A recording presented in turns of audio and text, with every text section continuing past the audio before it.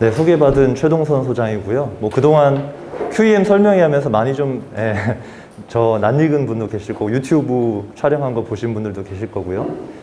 오늘은 조금 이제 하나가 더 붙었는데 사실은 대치동에서 이제 근무를 하는 부분도 있었어요. 거기서는 사실 설명회를 정기적으로 했거든요. 순수 입시 전략 설명회 유료로 진행을 합니다. 그래서 이제 받아서 이런 이제 자료들도 공유하고, 근데 이제 거기 참석하시는 분들 같은 경우에는 이제 비대면 줌으로 진행하는 경우에는 전국에서 다 접속을 하시죠. 그럼 이제 영재고, 과고, 뭐 전사고 이런 친구들도 있고, 일반고 친구들도 있고, 뭐 의학학 계열을 생각하는 친구들도 있고, 정말 뭐 스펙트럼은 다양합니다. 그래서 이제 이공계 상위권, 최상위권 친구들이 상당히 많이 있고요. 그렇지만 또 문과 최상위권, 뭐 스카이 상경 계열이라든지 교대를 생각하는 친구들도 역시 저희 설명회나 또 상담들 많이 진행하고 있다는 거 미리 좀 안내를 드리겠습니다. 학생들도 좀 보이네요. 학생들도 보이고. 혹시 고1은 아닌데 그냥 왔다 하시는 분 계실까요? 뭐 쫓아내려고 하는 거 아니니까 그냥 여쭤보는 거예요. 네. 중3이 미리 올 수도 있죠. 네, 얼리버드니까 미리 올 수도 있고요. 네. 뭐 고2라고 해서 오늘 얻어갈 게 전혀 없다 뭐 그런 거 아니니까 신경 안 쓰셔도 됩니다. 네. 아까 보니까 제일 처음에 입구 쪽에서부터 이렇게 자리를 잡으시더라고요. 그 들으시다 마음에 안 드시면 도망가시려고 그러는 거죠. 못 가십니다. 문 좀 잠궈주세요. 밖에서 못 나가시게. 네. 그래서 정말 그 밴드에 올린 지 이틀인가 3일 만에 100명 딱 참고로 그렇게 알고 있고, 아마 조금 덜 오신 분들도 계시겠지만 앞으로 이런 식으로 좀 대치동에서 듣는 그런 설명의 정보들을 여기서 공유하고, 그 다음에 지금 사실은 저희는 이런 거 하고 다닐 시기가 아니거든요. 왜 그럴까요? 고3 수시 시즌이에요. 오늘도 그냥 내일 상담 위해서 저 3개 준비하고 자서 봐주고 해서 왔는데, 고3 수시 상담하면서 느끼는 가장 저희가 안타까운 부분이 이 친구가 1년 전에 또 2년 전에 요런 것만 좀 준비가 됐어도, 요런 학습 전략적인만 있어도 본인이 지금 희망하는, 지원하고자 하는 대학들의 조금 더 가능성을 높이지 않았을까. 그런데 이제 3학년 1학기까지 학생부를 딱 펼쳐놓고, 엊그제 9월 모의고사 쳤잖아요. 육모랑 구모 성적표 딱 꺼내놓고, 선생님 저 여기 갈 수 있겠습니까? 라고 할 때 물론 저는 절대 못 갑니다 라는 얘기는 하지 않습니다. 가능성으로 얘기하는 거죠. 위험도 90%냐 70%냐 50%냐 그 차이거든요, 결국에는. 그래서 그런 가능성을 좀 높이기 위해서 가능하면 고1 때부터, 지금 이제 20%밖에 안 지났잖아요, 그렇죠?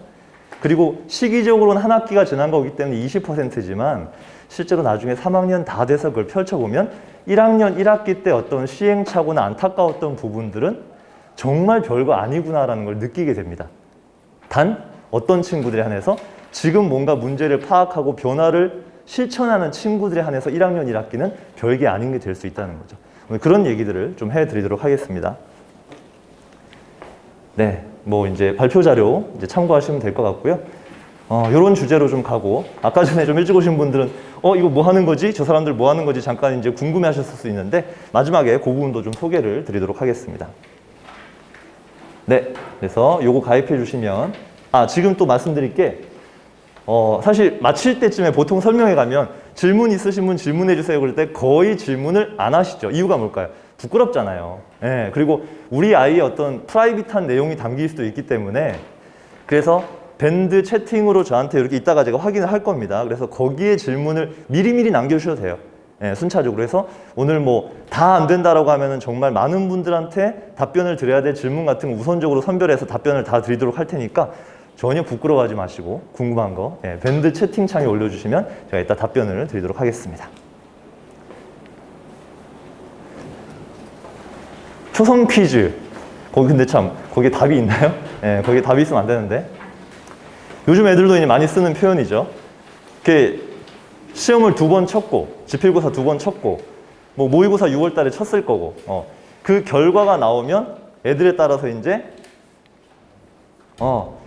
우리가 이제 상타치, 평타치, 하타치라는 표현을 쓰죠. 그렇죠? 뭐 주식으로 따지면 상한가, 하한가 뭐 이런 개념일 수 있겠는데, 시험 결과에 대해서, 잘 봤어 라는 친구가 있고, 그냥 그래. 망했어. 근데요, 진짜 망하면은 망했어라는 답도 없습니다. 보통 잠수 타요. 네, 학원 선생님들이 이제 시험 마치면 이렇게 막 연락하시잖아요. 어땠니? 시험 어려웠니? 그러면 답이 없으면 네, 핫타치입니다. 크게 고민할 필요도 없어요. 제 어머님들의 관상을 보면 이 셋 중에 우리 아이들이 이번 1학년 1학기 때 어땠는지를 대략 짐작은 할 수 있고, 애써 웃으시지만 또 뭔가 힘든 부분들이 분명히 있으실 수 있겠습니다. 자, 그러면 아이들이 가장 힘들지 않을까요? 결과가 만약에 만족스럽지 못했다면. 여기 여기 만약에 꽉 채워 앉으면 거의 100분 가까이 앉는 걸로 제가 알고 있어요. 100명 정도 앉았다고 가정을 하면 이 맨 앞줄에 있는 요만큼만이 딱 2등급까지입니다.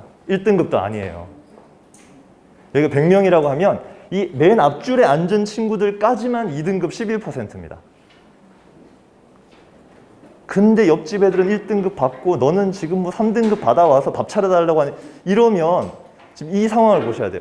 그러면 이제 300명인 학교 같은 경우에는 이거보다 뒤로 2배, 3배에서 그 중에서 한 줄, 두 줄, 세 줄 가야 2등급인 거죠. 이게 되게 힘듭니다, 생각보다.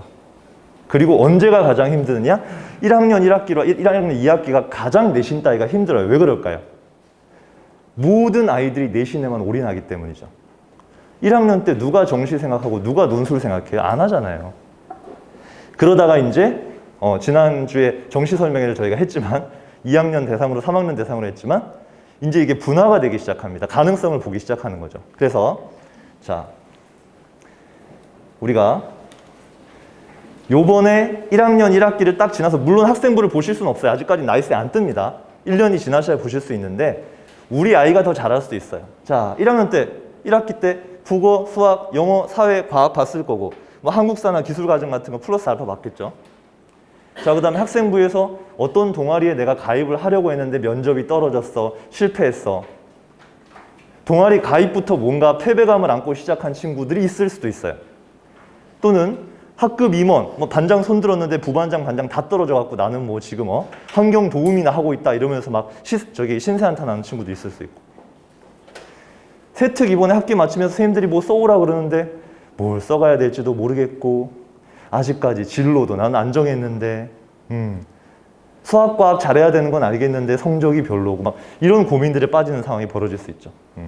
그리고 6월 달에 이제 모의고사를 치고 나면 거의 대부분 범위가 중학교 범위기는 했지만 어쨌든 등급이라는 게 나오고 전국 석차, 즉 100분위의 개념이 나오기 시작하기 때문에 중학교 때는 전혀 경험하지 못한 지금 신세계를 맞이하게 됩니다. 근데 그 신세계가 파라다이스가 아니고 헬이에요. 어떤 친구들한테는 이 신세계가. 그럼 남은 시간 동안 이걸 헬로 갈 거냐? 아니면 다시 한번 이렇게 오아시스를 찾아서 갈 거냐? 이제 그게 되게 중요한 지금 터닝 포인트인 거죠. 2학기가 시작됐잖아요. 네. 지금 9월 2일이죠. 네, 9월 2학기가 시작됐는데 확실히 다른 거는 3월 2일에 그 어리버리함보다는 우리 아이들이 한 단계 성숙한 건 분명합니다. 그러니까 이 시점에서 이제 어떻게 좀 터닝 포인트로 갖고 갈 거냐, 그 점에 오늘 좀 주목해 보시죠. 일단 제가 3개의 표를 준비를 했는데 지금 조기 어딘가에 해당되시겠죠? 저 왼쪽 열에 묻진 않겠습니다. 근데 보통은 이제 여기 뭐 동화나 와부나 양서 같은 학교들이 있고 뭐 다산고 있고 토평 구리여고 뭐 이제 도농고도 있고 있습니다. 내신 따기가 쉽다, 어렵다라는 표현들을 보통 쓰시는데 제가 고입 설명회 하거나 상담할 때 항상 드리는 말씀이 있어요. 입시에 대입에 절대적으로 유리한 학교나 절대적으로 불리한 학교는 존재하지 않는다라고 제가 말씀드려요. 특자고를 가서 1학년 1학기 때 내신이 박살나면 그냥 엄마 말 누구 말 듣고 일반고 갈 걸 이렇게 생각하시는 경우도 있고요. 반대로 일반고를 왔는데 선생님들이 뭐 세특도 안 적어주고 실험 활동 같은 것도 없어. 역시 특자고를 갔었어야 돼. 이런 경우도 있거든요. 근데 3학년 상담해보면 제가 이제 뭐 과고든 특자고든 일반고들 다 상담을 하잖아요. 되게 웃긴 게 상대방의 패를 아무도 몰라요. 특자고 친구들 오면 선생님 일반고 1등급 때 애들하고 하면은 제가 내신 때문에 불리하겠죠. 이 얘기를 항상 하고 일반고 친구들은 근데 제 학생부 수준이 너무 떨어지지 않나요? 특자고 애들에 비해서 서로 상대방의 패를 모르고 나의 불리한 점을 좀 확증 편향하는 그런 경향들이 있단 말이죠. 그럼 내신도 마찬가지입니다. 지금 나의 내신이 예를 들어서 요번 1학기 때 이제 2번 지필고사를 쳐서 한 3.1 정도, 3점대 초반이라고 가정을 한번 해보겠습니다. 첫 번째 학기의 내신이. 그럼 이게 이제 일반고라고 가정을 했을 때 딱 저기 3점대 초반 또는 2점대 후반이 나중에 만약에 3학년 1학기 끝까지 간다라고 하면은 저게 뭐냐면 바로 인서울을 할 수 있느냐 없느냐 약간의 그 경계선이 되는 내신이에요. 제일 애매한 내신입니다. 그래서 저걸 한번 뚫고 가려면 보세요. 1학년 1학기 때 3.1을 맡았던 친구가 자 갑자기 각성을 해서 엄마 나 오늘부터 뭐 인강이고 강의고 다 들으면서 진짜 열심히 할게. 나 남은 학기 무조건 나 1등급 받을 거야. 그러면은 현실 인식을 시켜주셔야 됩니다. 아이가 냉수를 좀 먹여서 이제 속 차리게 하거나 앞으로 남은 기간 동안 다 1등급 받겠다. 이거는 그 의지는 가상하지만 현실적으로 불가능합니다. 그러면 아니야. 일단 앞으로 모든 과목들 특히 너한테 중요한 과목들 평균 2등급을 한번 목표로 해보자. 왜냐하면 2등급이라는 거는 전부 2등급을 맞아야 될 수도 있지만 1등급, 3등급, 1등급, 3등급으로 가도 평균 2등급이에요. 우리 아이가 강한 과목이 있고 저 약한 과목이 있거든요. 근데 뒤에서도 말씀을 드리겠지만 어떤 경향이 되게 짙냐면 중학교 때 되게 모범생이라고 불리던 친구들이 중학교 200점 만점에 내신 점수 좋았던 친구들 있잖아요. 이런 친구들이 앞서 국수, 영사과, 기술, 가정, 한문, 한국사까지 다 싹 챙깁니다. 그래서 전체적으로 하향 평준화가 되는 거예요. 열심히 했는데. 고등학교는 상대평가잖아요. 나의 주력 과목이 있고 전공 과목이 있고 거기에서 편차를 만들어내야 되는데 그런 메커니즘을 모르는 게 경험치가 없는 거예요, 지금. 그래서 1313을 만들어도 2등급은 나옵니다. 그러면 지금 시점에서 앞으로 남은 4학기 동안 만약에 3.1인 친구가 자 열심히 해서 평균 2등급을 만들었으면 얼마까지 가능한 거예요? 2.18까지 가능하죠. 2.18 내신으로 어디 갈 수 있을까요? 어디 갈 수 있을까요? 저것만으로 말씀을 드릴 수가 없어요. 저것만으로. 나는 순수하게 2.18이라는 내신만으로 대학을 가겠다라는 친구와 저기에 곁들여서 의미 있는 학생부 활동을 해나갔다라는 친구와 거기에 곁들여서 모의고사 관리를 하면서 수능 최저를 맞추겠다는 친구 사이에 대학 레벨이 최소 2~3단계 달라진다고 보시면 됩니다. 2점대 초반으로 일반고 기준입니다. 엄청나게 활동이 왕성한 거 기준으로 하면 너무 편차가 크니까 2점대 초반 일반고가 고려대학교를 갈 수도 있고요. 광운대를 갈 수도 있습니다. 제가 특정 대학을 비하하는 게 아니라 우리가 생각하기에 너무 갭 차이가 크잖아요. 일반고 기준으로 말씀드립니다. 이화여대를 갈 수도 있고 세종대를 갈 수도 있어요. 같은 내신인데. 앞으로의 포인트는 정시가 됐든 수시가 됐든 같은 내신 다른 학교, 같은 환산 점수의 다른 학교를 갈 수 있는 이 부분이 입시 전략의 포인트예요.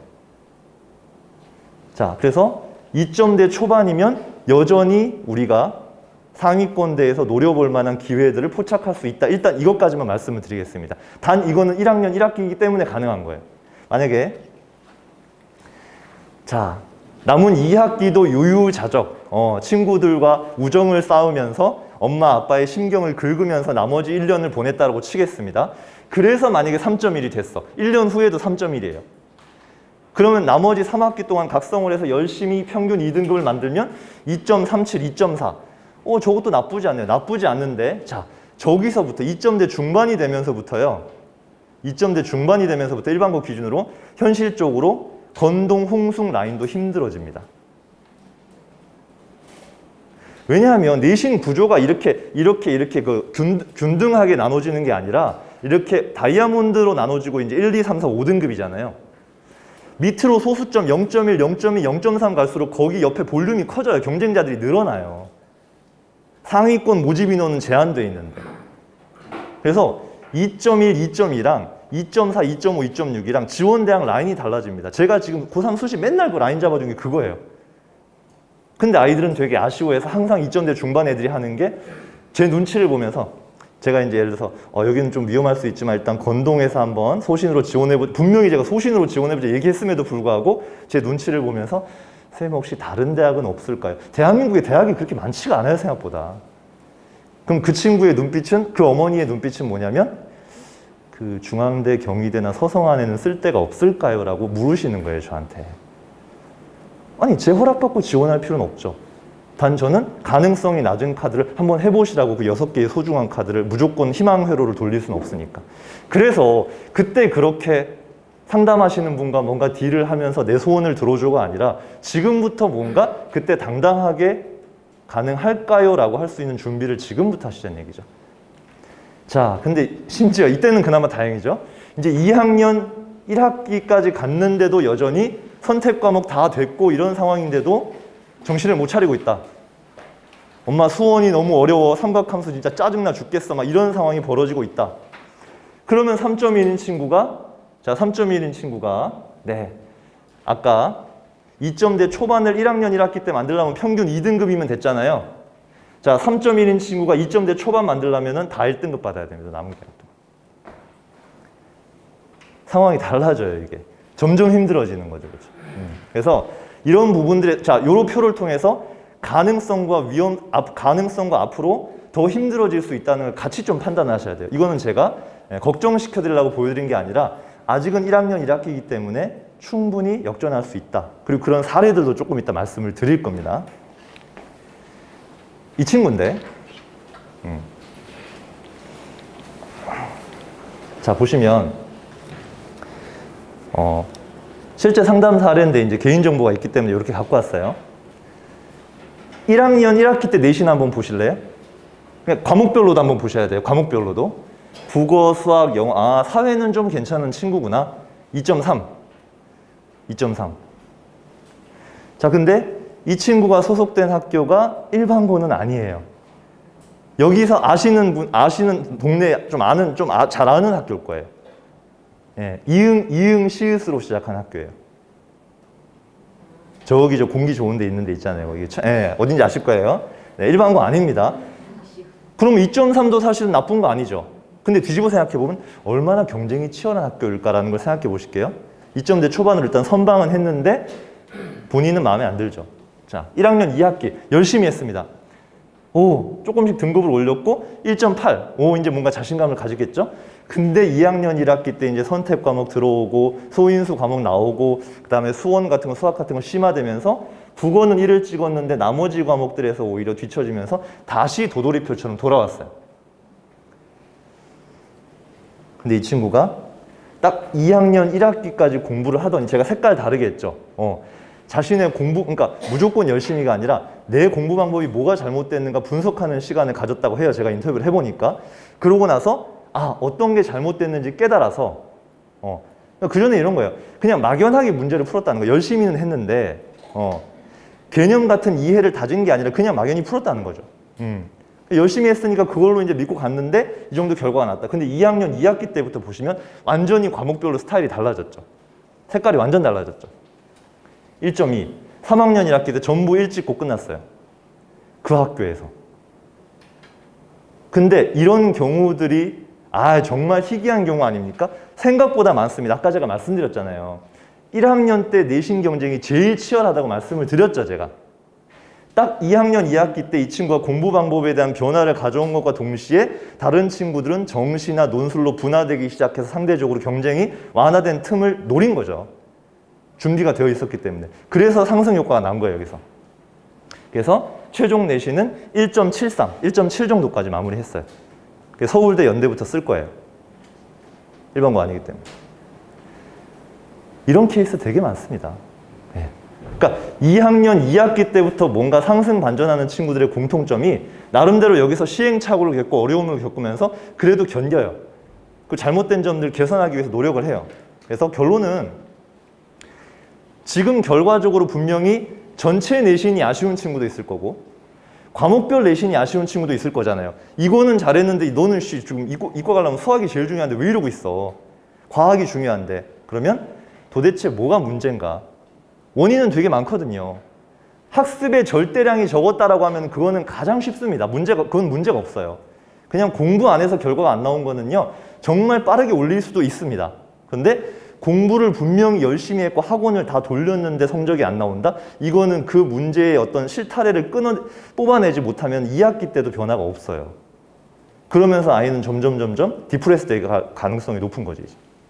그래서 문제 인식을 한 다음에 그럼 어떤 방법으로 개선할 것인가? 이건 과목별로 들어가야 됩니다. 모든 과목의 공부법이 똑같지 않아요, 절대로.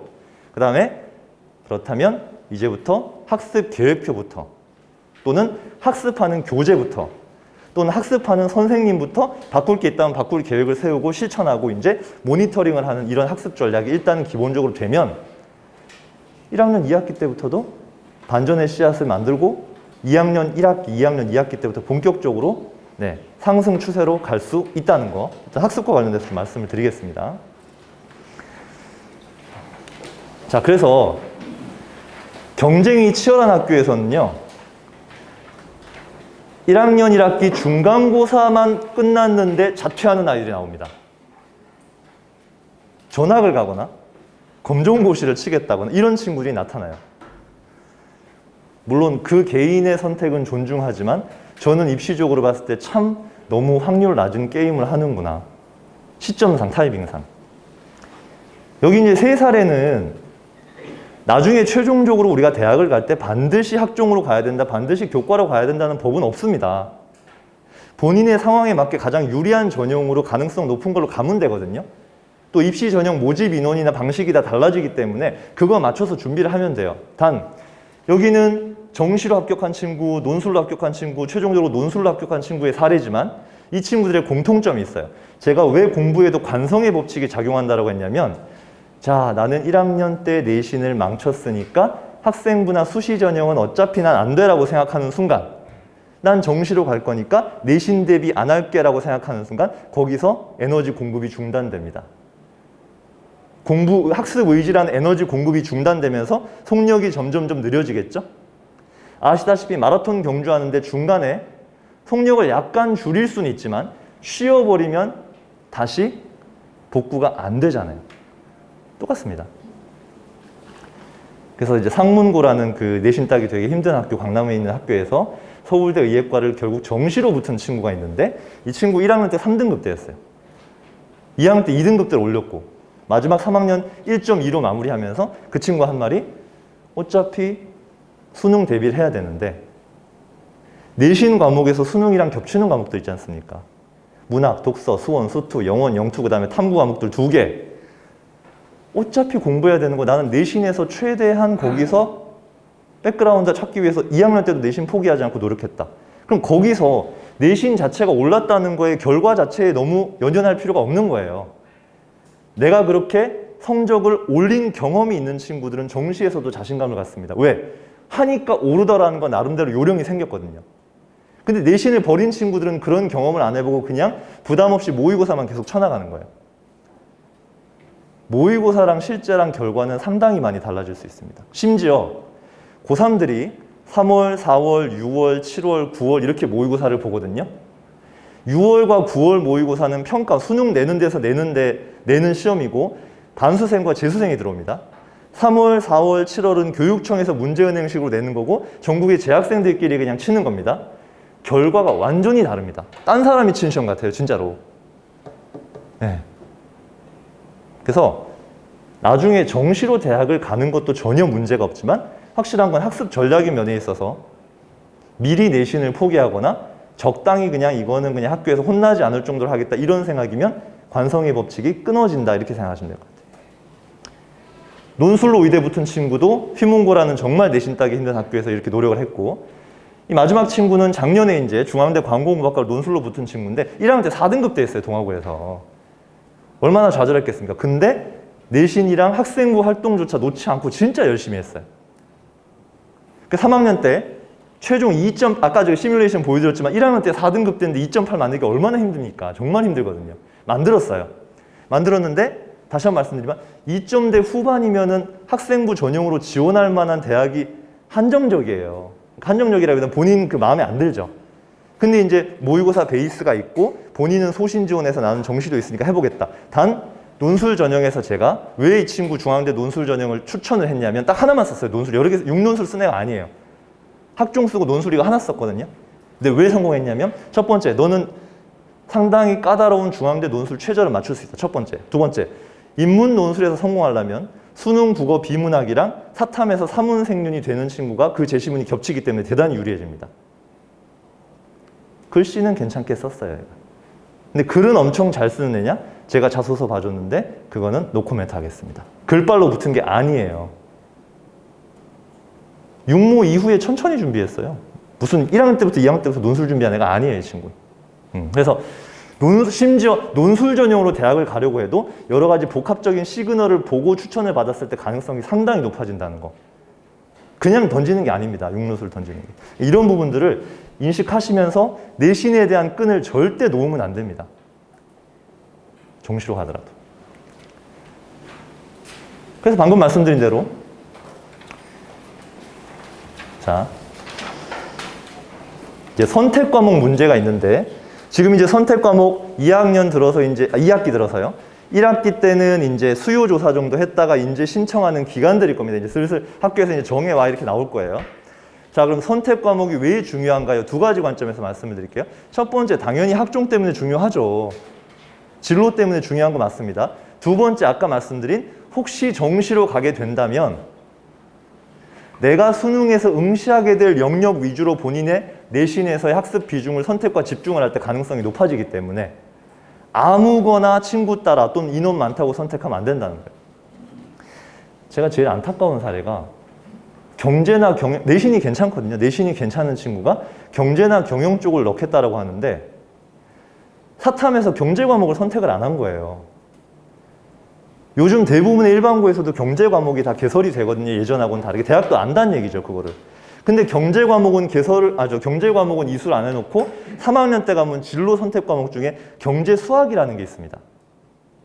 그거는 이수를 했어요. 왜 그랬을까요? 경제는 내신을 따야 되는 과목인데 인원수가 너무 적어요. 내신 걱정이 앞선 거예요. 경제 수학은 진로 과목이기 때문에 A, B, C 80점만 넘으면 되는 절평이었거든요. 부담이 없잖아요. 제가 얘기했어요. 대학이 너의 꼼수를 모르겠니?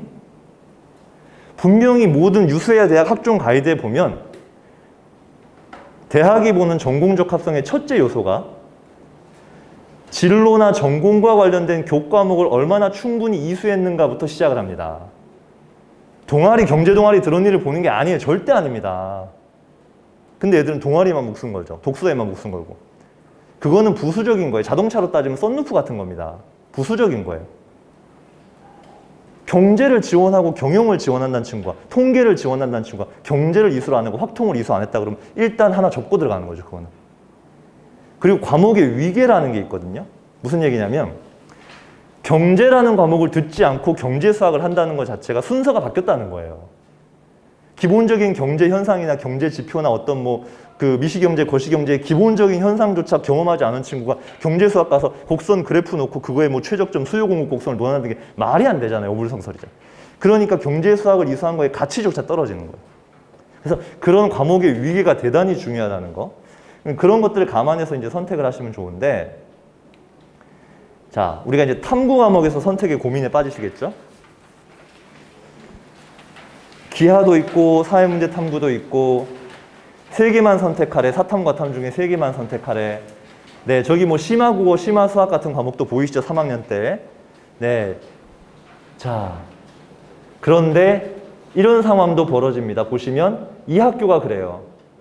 경제 수학이 3학년 때 이수할 수 있도록 되어 있음에도 불구하고 어떤 과목이 없습니까? 사탐에 경제 과목이 없죠. 제가 학교 선생님들, 왜냐면 학교에도 교육을 하고 얼마 전에 이제 진적고에도 설명회 학부모 강의 다 들어갔기 때문에 학교 가면 되게 학교쌤을 존중하는 어투로 하지만 여기는 좀 얘기하겠습니다. 교육 과정에 대한 이해가 있으면 이렇게 안 짭니다, 편제표를. 그래서 제가 무조건 고등학생들 고1, 2들 상담할 때 무조건 확인하는 게 있어요. 어느 고등학교니 그러면 딱 교육과정 편제표 갖다 놓고 딱딱 봅니다. 그럼 교육과정 편제표를 보는 순간 와, 이 학교는 그래도 학종에 대해서 나름대로 의지가 있는 학교구나. 선택할 수 있는 과목의 폭이 대단히 넓구나, 스펙트럼이. 그러니까 그게 예전에는 자사고가 그랬잖아요. 전사고 가면은 진짜 장난 아니거든요. 예. 근데 이제 일반고들도 상당히 많이 바뀌었음에도 불구하고 여전히 90년대, 2000년대 방식으로 교육과정 깔아놓은 학교들이 좀 있다는 게 좀 아쉬운 부분이 있어요. 그래서 그런 경우에는 독서나 추가적인 탐구 활동들을 통해서 어느 정도 상쇄시키려는 노력이 아이들이 추가적으로 해야 되기 때문에 좀 부담스럽지만 일단은 교육과정에서 선택할 수 있는 범위가 대단히 중요하다. 왜냐? 자, 이게 서울대 모집 요강에 나오는, 아마 이미 아시는 분도 계시겠지만 학과별 핵심 권장 과목과 권장 과목이라는 부분인데요. 이거에 대해서도 제대로 모르시거나 오해하는 경우가 상당히 많습니다. 일단 서울대 학교는 전공적 합성을 그렇게 중요하게 보는 학교는 아닙니다. 그러니까 직윤과 일반 전형이 있는데, 그래서 다른 학교들보다 유난히 애들이 쓸 때, 원서 쓸 때 선생님 경쟁률이나 입결 낮은 과를 이렇게 낮춰 쓰는 비율이 상당히 높아요. 오히려 중하위권 대학들보다. 오히려. 그러니까 서울대 학종 가이드를 보면 진로 탐색 의지만 보여주면 된다라고 분명히 나와 있어요. 그런데 제가 아까 전공적 합성에서 첫 번째로 보는 게 진로 전공과 관련된 과목을 얼마나 이수했느냐. 그 다음 단계가 그럼 이수했으면은 그 과목의 성취도나 내신이 어떻게 유지됐느냐. 그걸 보거든요. 그게 2단계거든요.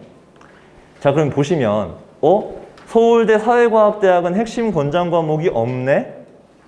아니 그렇죠. 뭐 심리학과나 인류학, 우리가 보통 생각하면 지리학과는 지리가 대단히 중요하다는 건 약간 상식선인데, 설령 이런 경우도 있어요.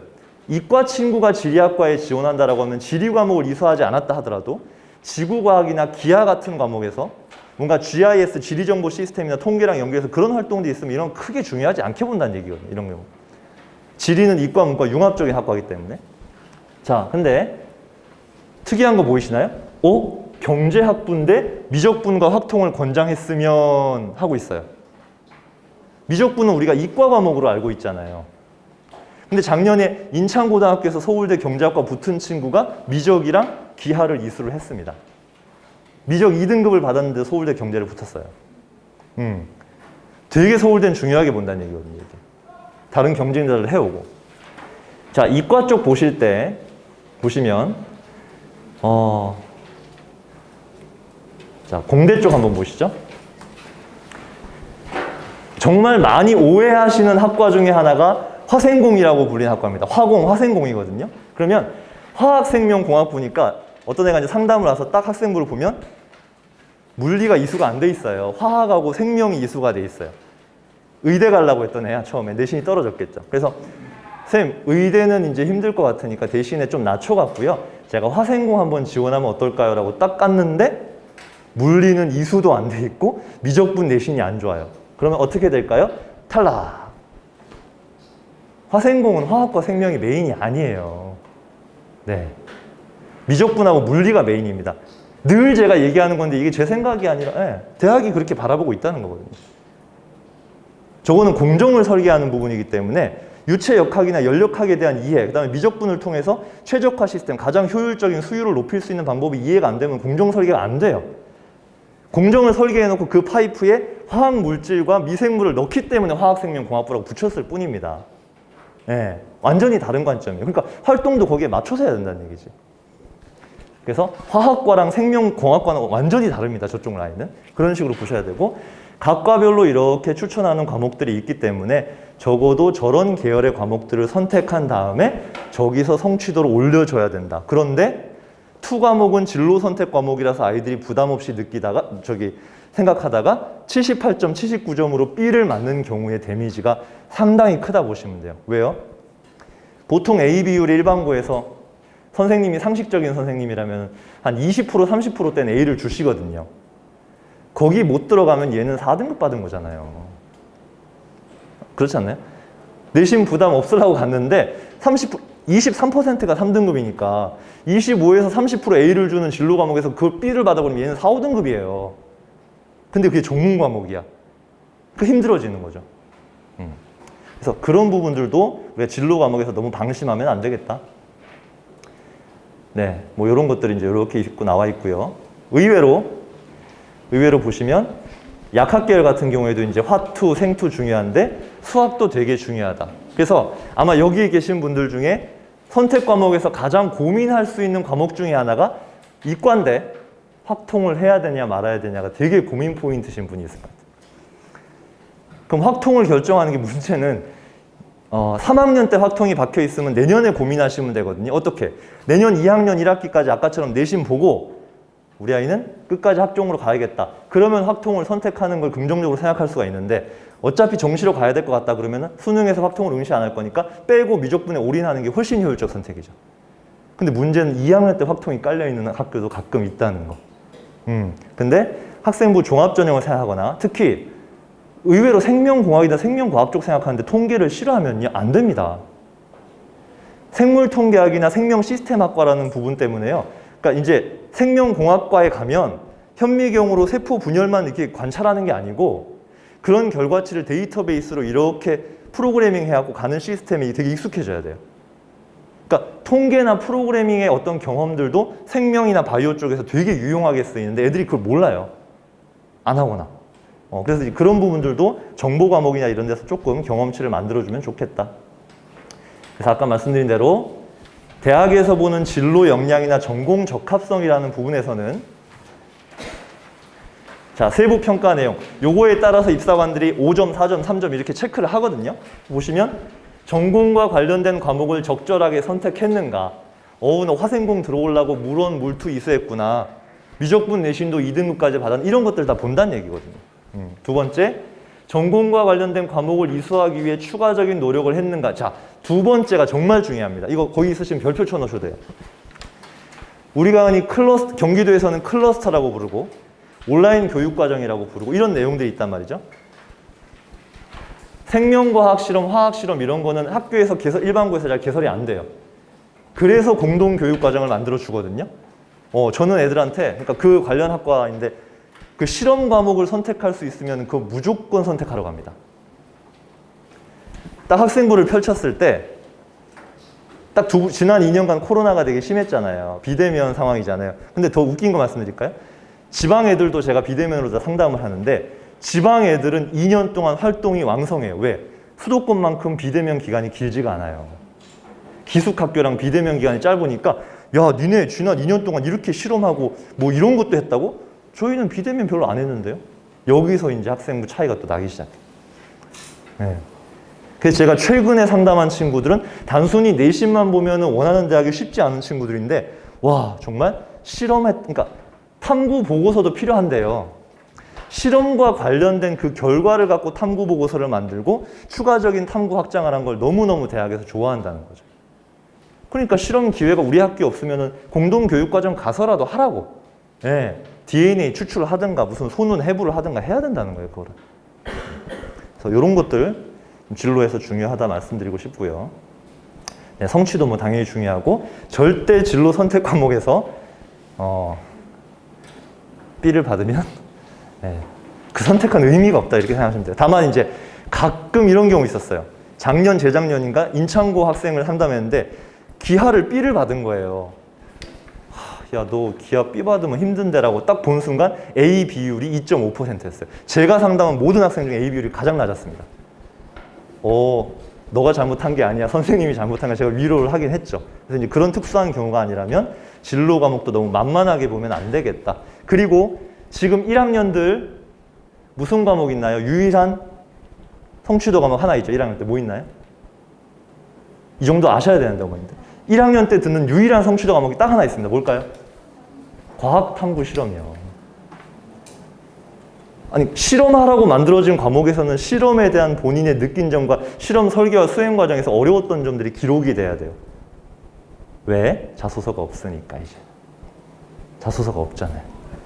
근데 과학탐구 저는 그래서 상담할 때 과학탐구 실험 세특은 더 유심히 보거든요. 다른 거는 내신으로 평가가 가능한데 과학탐구 실험은 내신으로 평가가 안 되잖아요. 얘가 수준이. 세특으로 평가를 합니다. 유일한 유일한 성취도 과목이니까 그 부분 2학기 때 좀 신경을 쓰시면 좋겠어요. 그리고 우리 아이들이 흔히 매몰되는 세 번째 진로 탐색 과정은 세 번째. 1번, 2번이 어느 정도 괜찮은 친구가 이것까지 하면은 야, 잘했다 이런 거죠.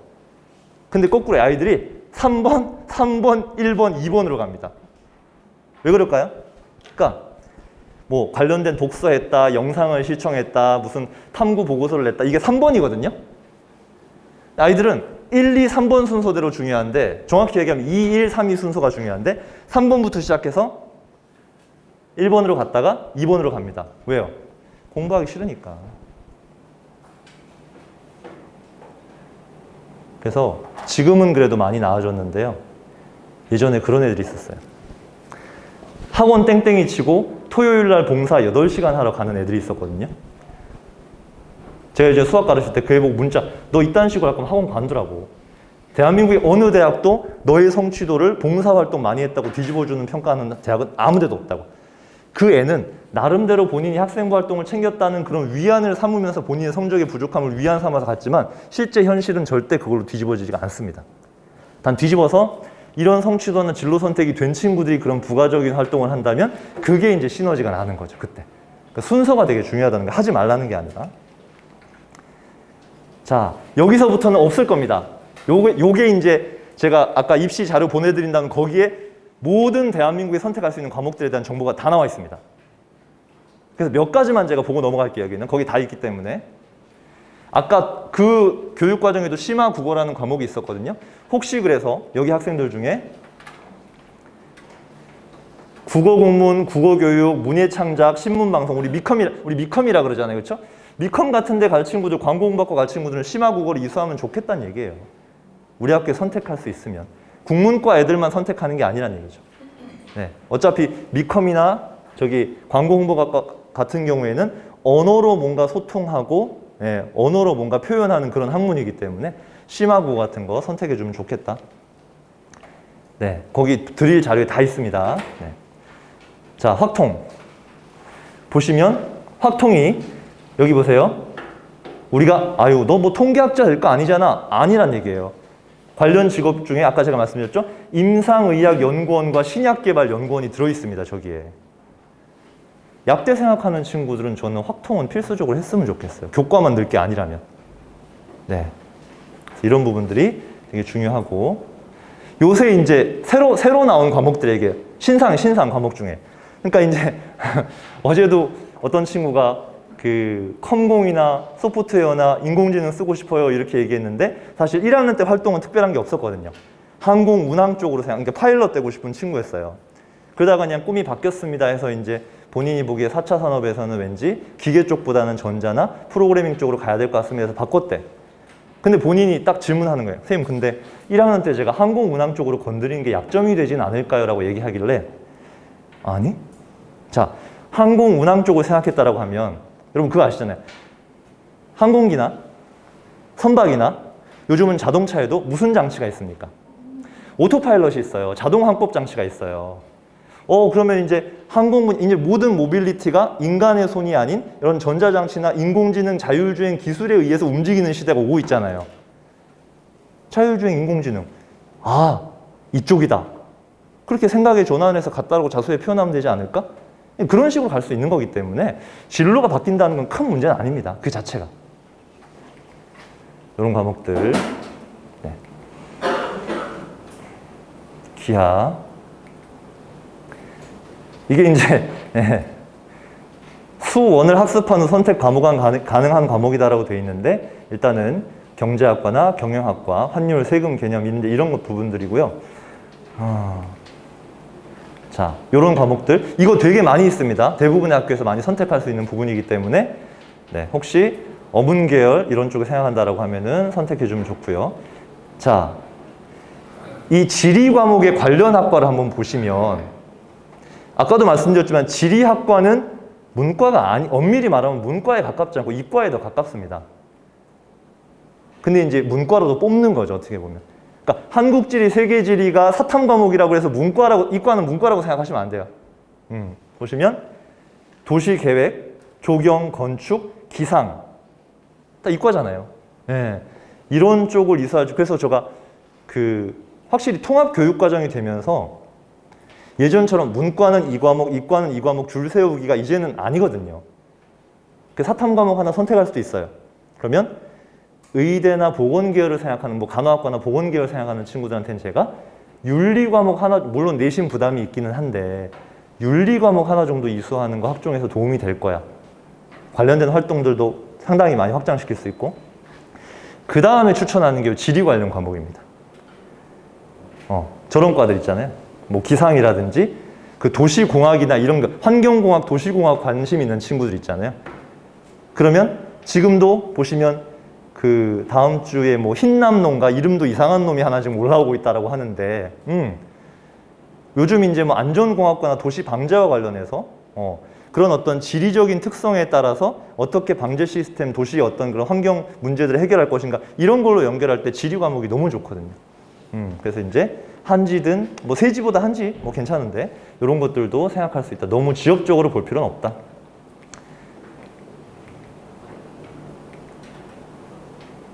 요거요. 보통 이과 애들이 사회 과목 하나 선택하라고 할 때 이거 하거든요. 근데 선택만 해놓고요. 탐구를 안 해요. 선택만 해놓고. 근데 여기서 본인의 이과 전공이 어떤 분야가 됐든 주제 하나 잡아서 탐구하기 너무너무너무 좋은 과목입니다.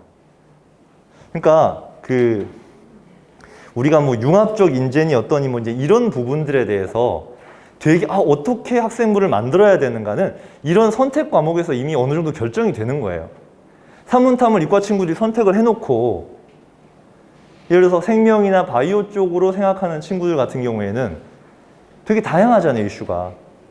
뭐 동물 실험이라든지 네, 그런 부분이라든지 인공지능이라든지 이런 부분의 어떤 윤리적 문제도 건드릴 수가 있는 거고 그 다음에 화학물질, 화학과 이런 쪽으로 생각하는 친구들은 우리가 독성 화학물질들에 대해서 어떤 친구들은 뭐 흡연이라든지 우리가 지금 일상생활에서 많이 사용하고 있는 환경 호르몬이 나올 만한 어떤 그런 요소들에 대해서도 사회 문제적으로 접근할 수 있는데 이과적 소양 보여줄 수 있거든요. 그래서 이과 친구들은 사문탐에서 선택을 했으면 이건 A 받는 게 아무 의미가 없는 과목입니다. 유일하게 수학과제 탐구나 과학과제 연구, 사회문제 탐구 같은 경우에 유일하게 공식적으로 탐구 보고서, 탐구 프로젝트 보고서를 기재할 수 있는 과목이에요. 주제 잡아서 써야죠, 이거는. 그냥 근데 애들이 거의 버리더라고요, 이 과목을. 네, 뭐 투 과목들, 성격들, 네, 나중에 이메일 자료에서 확인하시면 될 것 같고요.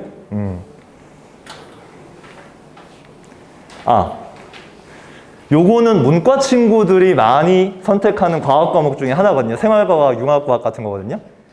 제가 그 세특 관련해서 이제 아이들 수업할 때 생활과 과학 보면 단원 보면요.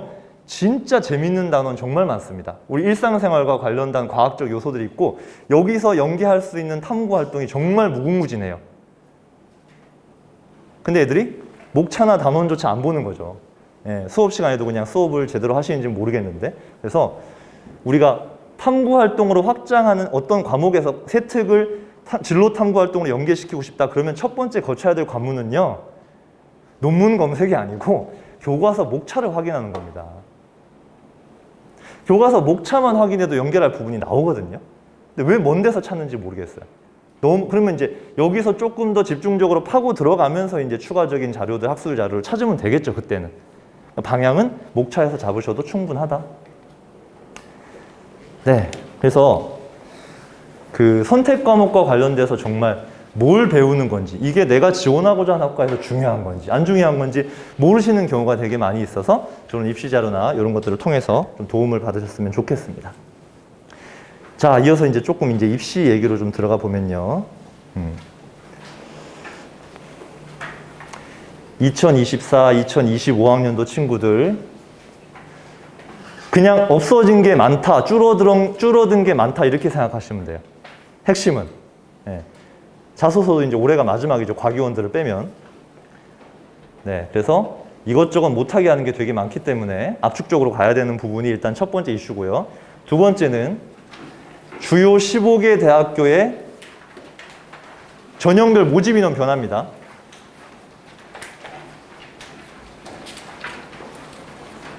거기는 흑백으로 돼서 잘 안 보이시죠? 여기를 흑백이군요. 네, 여기를 보셔야 됩니다. 네. 그 샤방샤방한 핑크빛이 무슨 전형인가요? 네. 근데 서울대가 저렇게 늘려버리니까 밑에 학교들이 줄줄이 낙수 효과가 생기겠죠. 서울대 2년 전에 그래프 보면은 80%가 학종이었습니다. 80%가 학종이었어요. 네, 직윤도 학종이고 일반 전형도 학종이고. 근데 지금 저렇게 돼버렸죠. 그리고 아마 뭐 수시 2월이다 이런 정시 2월이다 뭐 이런 얘기 들으셨을 텐데 직윤에서 최저 못 맞춘 애들. 그리고 그런 경우는 거의 안 생기는데 이런 경우 있습니다. 우리가 학종에서 되게 오해하시는 경우 하나, 왜 경쟁률 막 보잖아요. 우리가 입시에서 보통. 학종에서 어떤 경우도 있냐면요. 그 모집 요하기도 나와 있어요. 예를 들어서 그런 경우가 거의 없지만 만약에 실질적으로 미달이 난 과가 있거나 충원을 돌리다 보니까 미달이 난 경우가 있다고 할 때 그러면 내가 내신이나 학생부가 엉망이어도 나는 붙을 수 있지 않을까? 떨어뜨립니다. 상위권 되면.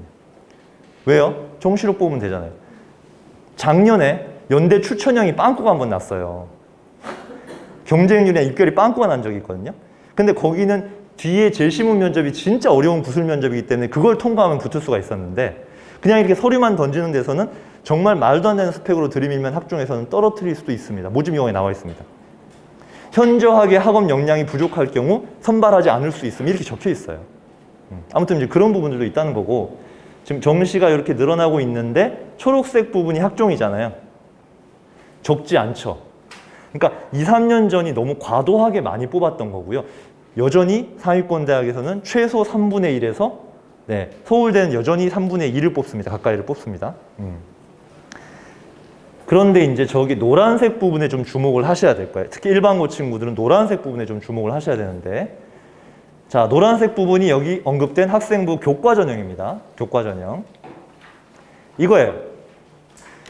이게 작년부터 생긴 거거든요. 작년부터.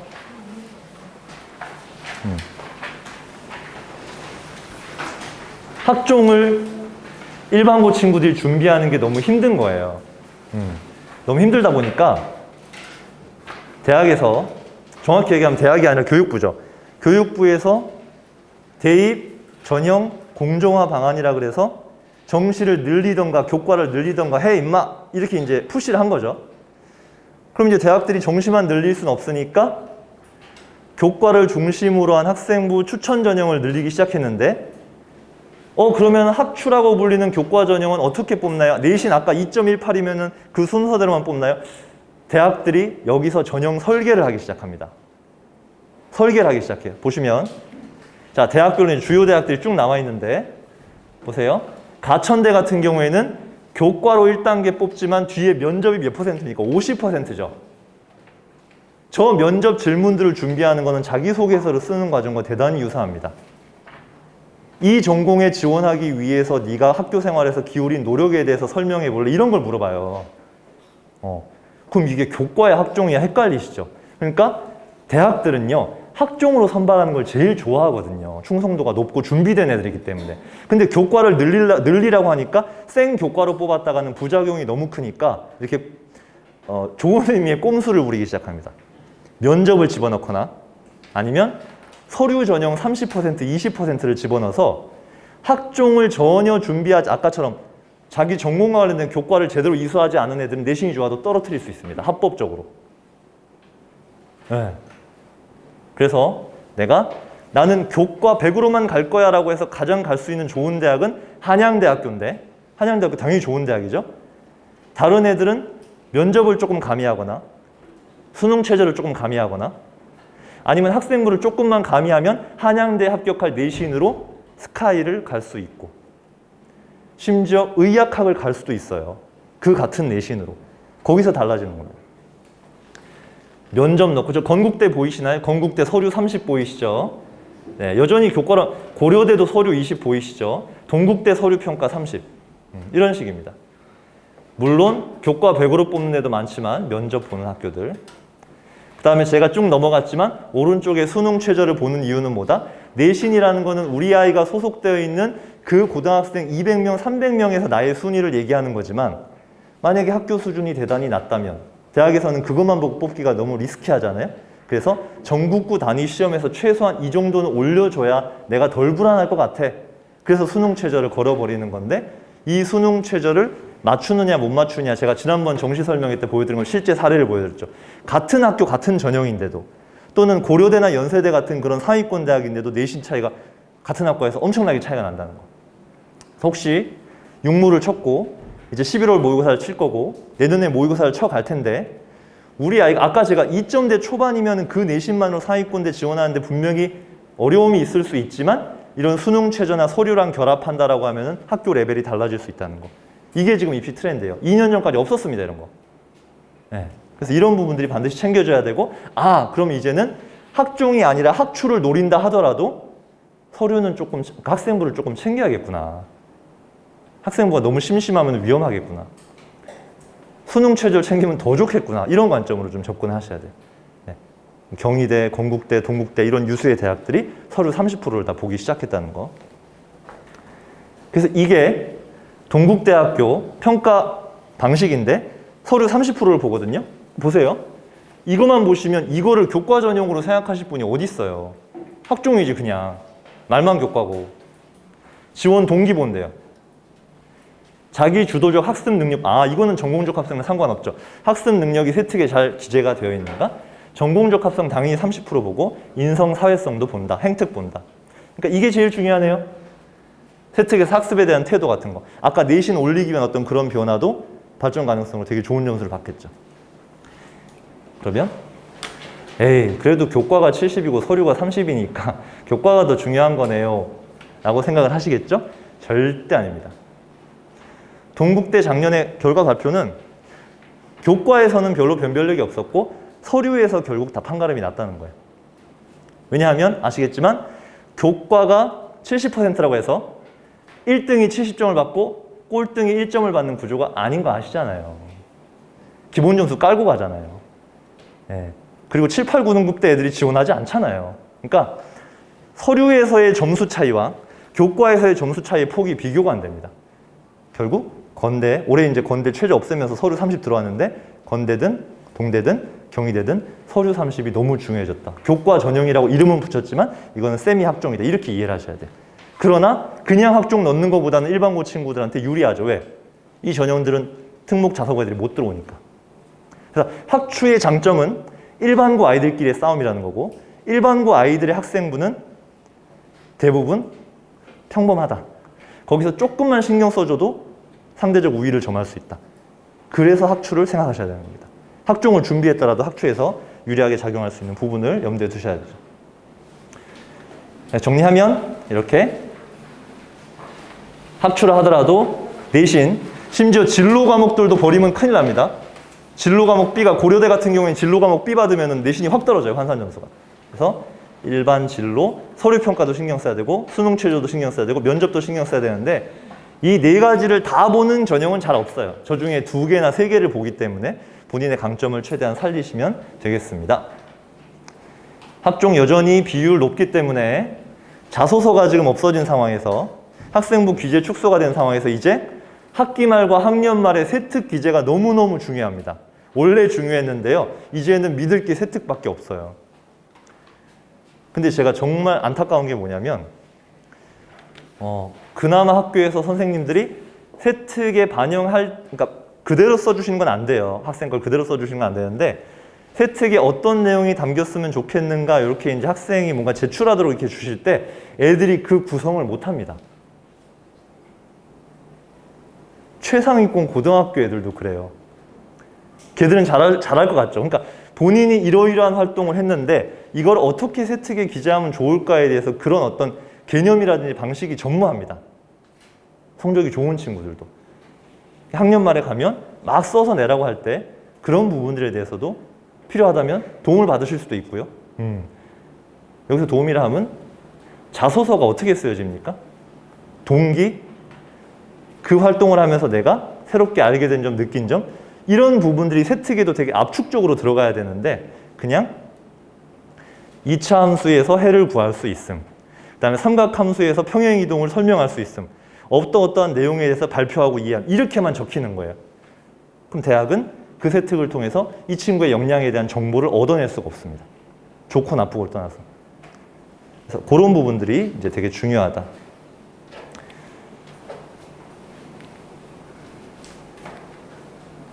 자, 학업 역량이라는 부분이 또 중요하잖아요. 세특에서. 학종에서. 근데 이제 학종에서 뭐 내신과 관련된 부분은 넘어가고요. 여기 탐구력이라고 하는 정의가 뭐라고 되어 있나요? 지적 호기심을 바탕으로 사물과 현상에 탐구하고 어쩌고저쩌고 되어 있는데 이걸 아이들이 정말 어려워하거나 정말 대단한 어마어마한 저런 거는 과학고 애들이나 하는 거 아니야? 이렇게 오해를 하고 있어요. 지난주에 상담했던 친구는 저기 이제 대구 경산이라는 지방에 있는 여고 학생인데 제가 학생부를 보면요. 그냥 이제 저도 똑같아요. 대학 평가자 입장에서 이렇게 봅니다. 그래, 뭐 내신이 이렇고 오케이, 그래, 너도 이 과목에 이거 쓸 줄 알았어. 그 어느 정도 탐구 소재들이 되게 제한적이에요. 학생들이 접근할 수 있는 게. 근데 그 친구는 수의대를 준비한 친구거든요. 수의대 쪽을, 학종을. 이렇게 봤는데요. 제가 깜짝 놀랐어요. 아니, 모든 세특마다 기존의 전형적인 소재가 아닌 본인이 되게 고민한 어떤 탐구 소재들이 들어가 있어요. 제가 물어봤어요. 야, 근데 너 일반고에서 어떻게 이런 소재들을 생각해냈어? 걔 어떻게 얘기해? 여학생인데 저는 남들하고 똑같은 걸 못 견뎌요. 이래요, 얘가. 제가 다 찾은 거예요. 그러니까 저가 정말 수백 명의 학생부를 봤는데 제가 그런 얘기까지 했어요. 너 솔직히 웬만한 과거 애들보다 나은 것 같다니까. 걔가 까무러쳐. 자기가 그 정도인지는 모르겠다는 거. 비교 대상이 없으니까. 근데 그건 학교에서 챙겨준 것도 아니고요. 애가 스스로 되게 자연스럽게. 정말 뭐 지금 입시 중인 친구니까 나중에 이제 입시가 끝나면 이제 그 친구의 어떤 사례들을 조금 공유할 수는 있을 것 같은데 아무튼 그런 친구들이 저는 탐구력에서 너는 정말 좋은 점수를 받을 수 있을 것 같아. 그런 친구도 있고요. 그럼 이게 이제 어렵냐? 자, 첫 번째 학업 역량 관련해서 요거 하나 좀 설명을 드릴게요. 보시면 1학년 1학기죠? 네, 과목이랑 1학년 1학기 보이시죠? 그러니까 우리 아이의 상황과 비교해 보셔도 나쁘지 않을 것 같은데 이 친구는 전과목은 1.75입니다. 그러니까 1학년 1학기 1.75예요. 좋죠? 나쁘지 않습니다. 그런데 수학, 영어, 과학은 2.1이고 국어, 영어, 사회가 1.3입니다. 물론 앞으로 4학기가 남긴 했지만 저 성적만 봤을 때 이 친구는 어느 계열로 가는 게 좀 더 맞을 것 같으세요? 문과, 이과로 나눈다면. 대학도 그렇게 생각해요. 근데 이 친구는 이과를 가고 싶어요. 그럼 이 친구는 만약에 이런 추세로 계속 간다라고 하면 최종적으로 지원할 때 교과를 써야겠죠. 내신은 괜찮으니까. 근데 본인이 1.3의 평가를 학종에서 1.3의 평가를 받을 수 있는 문과를 버렸기 때문에 1.75의 평가를 받게 되겠죠, 이 친구는. 그런 차이가 있는 겁니다. 두 번째, 요거는 요번에 성적표는 받으셨죠? 1학기 성적표? 불태우셨다고요? 이렇게 해놔야죠. 설령 이게 네 아빠 닮아서 그렇더라도 하여튼 이렇게 해놔야죠. 그건 어쩔 수 없습니다. 근데 거기서 한 가지만 제가 오늘 집에 가셔서 체크해 보실 부분 하나 말씀드릴게요. 자, 학종에서 평가를 할 때, 학업 역량을 평가할 때 예를 들어 동아고가 300명인 학교를 가정해 보겠습니다. 300명에서 1등급은 12명까지죠. 적어요. 2등급만 해도 7%니까 20명이 넘죠. 3등급으로 갈까요? 3등급은 12%니까 36명 되잖아요. 자, 예를 들어서 어떤 A 학생과 B 학생이 둘 다 3등급을 받았어요. 근데 이 친구는 2등급에 가까운 3등급을 받았고 이 친구는 4등급에 가까운 3등급을 받았습니다. 그러면 전교 속차가 30등 정도 차이 나는 거 아닙니까? 그거를 대학에서 같은 수준으로 평가한다는 건 불공평하잖아요. 교과는 같은 수준으로 평가하기 때문에. 교과는 컴퓨터가 사람을 뽑는 거예요. 똑같은 학업 수준으로 평가합니다. 교과는 어쩔 수 없어요. 학종은 그렇지 않거든요. 그러면 학생부에는 석차가 안 나옵니다. 여기 보세요. 석차 안 나오잖아요. 등급만 나오고 여기 321명 중에 몇 등 했다 정보가 없죠. 데이터가 없죠. 이거를 대학이 알 수가 있다는 거예요. 추정할 수가 있는 거예요.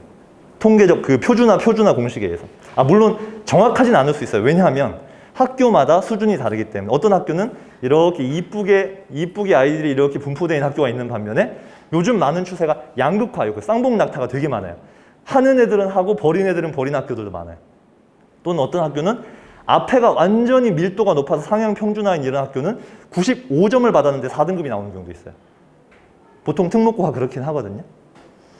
그럼 여기서 제가 오늘 집에 가셔서 이번 1학기 받은 성적표를 딱 펼쳐보시고 여기 원점수, 평균점수, 표준편차, 수강자수 있잖아요. 자, 저거 4개를 갖고 하나 계산하시는 법 알려드릴게요. 이거 한번 볼까요? 영어 한번 볼까요? 영어? 97점에서 59점 한번 빼보세요. 우리의 점수에서 평균 한번 빼보세요. 이거 암산하셔야죠. 어머님들 다 IQ 높으시니까. 암산하셔야죠. 얼마예요? 38점 정도 나오나요? 그쵸? 요게 이제 확통해서 표준화 배우면은 x-m이라는 개념인데 내 점수에서 평균을 빼라고요. 38점인데 요거를 요 표준 편차 26이라고 할까? 26을 한번 나눠 보실래요? 요거는 계산기 필요하다. 38 나누기 26 하면 어느 정도 나오나요? 먼저 계산하신 분. 1점? 네, 자 보세요. 감사합니다. 여기서 1.46이란 값이 나오는데 어쨌든 얘는 1등급을 받았잖아요. 요 방금 계산하신 게 입시에서 Z값, G값이라고 하는 부분이에요. 연대 모집 요강에 보면은 실제 학추에서는 이 Z값을 절반을 계산을 하는데 요게 학종에서 계산하는 원리랑 비슷하거든요. 보통 일반고에서 요 계산한 값이 1.5를 넘으면 괜찮습니다. 준수한 거예요. 근데 이 친구는 왜 1.5를 못 넘었느냐? 요 표준 편차가 너무 컸기 때문입니다. 이 친구의 원점수는 너무 좋죠. 평균도 낮은 편이거든요. 근데 이 학교가 너무 지나치게 표준 편차가 높아요. 우리가 흔히 그런 건 들으셨을 거예요. 아, 편차가 높으면 뭔가 불리하다던데 학교 수준을 낮게 본다던데 맞습니다. 어느 정도는. 이 학교가 저기 어디 일산의 일반고인데 제가 좀 잘 아는 학교거든요. 좀 이렇게 상대적으로 수준이 일반고에서 높지 않아요. 근데 아까 뺐을 때 38이 나왔잖아요. 근데 동아고 같은 경우에 편차가 과목별로 차이는 있지만 15, 16이 나오는 경우가 있거든요. 아니죠. 편차가 19 정도 나왔다 그래도 2.0 나오죠. 엄청나게 좋은 지점수입니다. 이게. 일반고에서 1.7, 1.8 이후부터는 되게 좋은 지점수예요. 그럼 학종에서 경쟁력이 있어요. 이런 친구들. 성적에서는. 그래서 여기는 애 점수는 좋은데 편차가 너무 높아갖고 그게 이쁘게 안 나왔거든요. 근데 동아고나 와보거나 보시면 그래도 여기보단 편차가 많이 낮을 겁니다. 집에 가셔서 과목별로 저렇게 어렵지 않으니까 계산해서 1.5 내면은 괜찮네. 1.7, 1.8이면 우리 애가 원점수 진짜 잘 관리한 거 칭찬해 주셔야 돼요. 편차는 우리 애가 어떻게 할 수 있는 부분이 아니니까. 그러면 설령 3등급이어도 좋은 평가를 받을 수 있는 거. 석차가 달라지기 때문에. 그러니까 석차 계산하는 방법은 조금 디테일한 그런 게 있어서 그건 나중에 기회가 되면 말씀을 드리겠습니다. 오늘 집에 가서 해보실 수 있는 부분이다. 그래서 국영수는 학업 역량이고요. 과탐과 사탐에서 본인의 전공 역량을 보여주는 거고 이 본 게임은 1학년 때는 아니에요. 통합과학, 통합사회는 아무것도 아닙니다. 중학교 70%. 심지어 모의고사에서 통과, 통사 다 보잖아요. 진짜 본 게임은 2학년 때 선택한 그 과목들에서 보여줘야 되고 물리에서 보여줄래, 화학에서 보여줄래, 생명에서 보여줄래, 지구화학에서 보여줄래 본인의 몫이죠. 환경 관련 과목을 가겠다라고 하면은 뭐 어떤 친구들은 물리를 접고 화생지로 가도 돼요. 화생으로 가도 되는 거죠. 미생물 연구하겠다. 뭐 그런 것들. 그래서 전공 적합성은 진짜 본 게임은 2학년 때부터이기 때문에 1학년 때는 과목이나 진로 탐색에 좀 더 비중을 두시면 되겠습니다. 자, 요게 제가 아까 단원이 되게 중요하다고 말씀드렸잖아요. 통합과학 단원이에요. 애들 배우는 학교에서. 통합과학이고 이게 저기 통합사회 부분이에요. 근데 단원에서 이제 이런 걸 보면은 물화생지가 다 섞여 있잖아요. 네.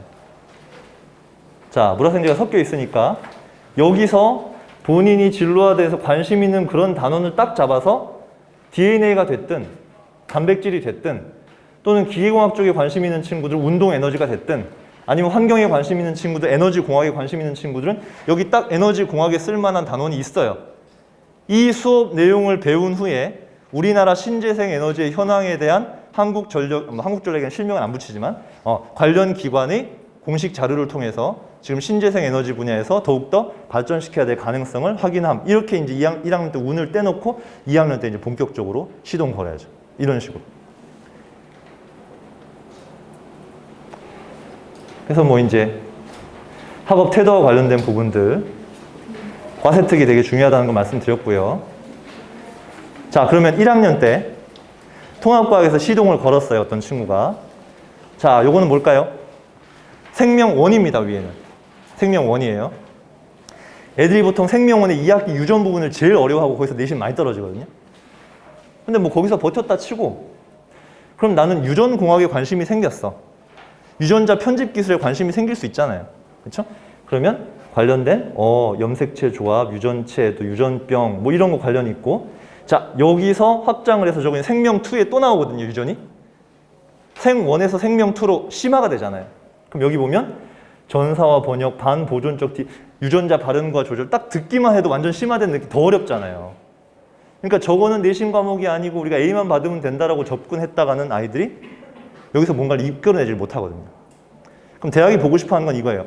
통합과학에서 얘가 살짝 운을 띄워놨고 생1에서 유전에 대한 1차적인 심화 탐구를 했는데 야 생2에 갔더니 아예 거기서 딱 핀셋식으로 구체적으로 유전자 발현 그걸 이용해서 뭔가 줄기세포의 역분화를 이용해서 뭔가 암세포 치료에 이용되는 그런 기술에 관심이 생겼다.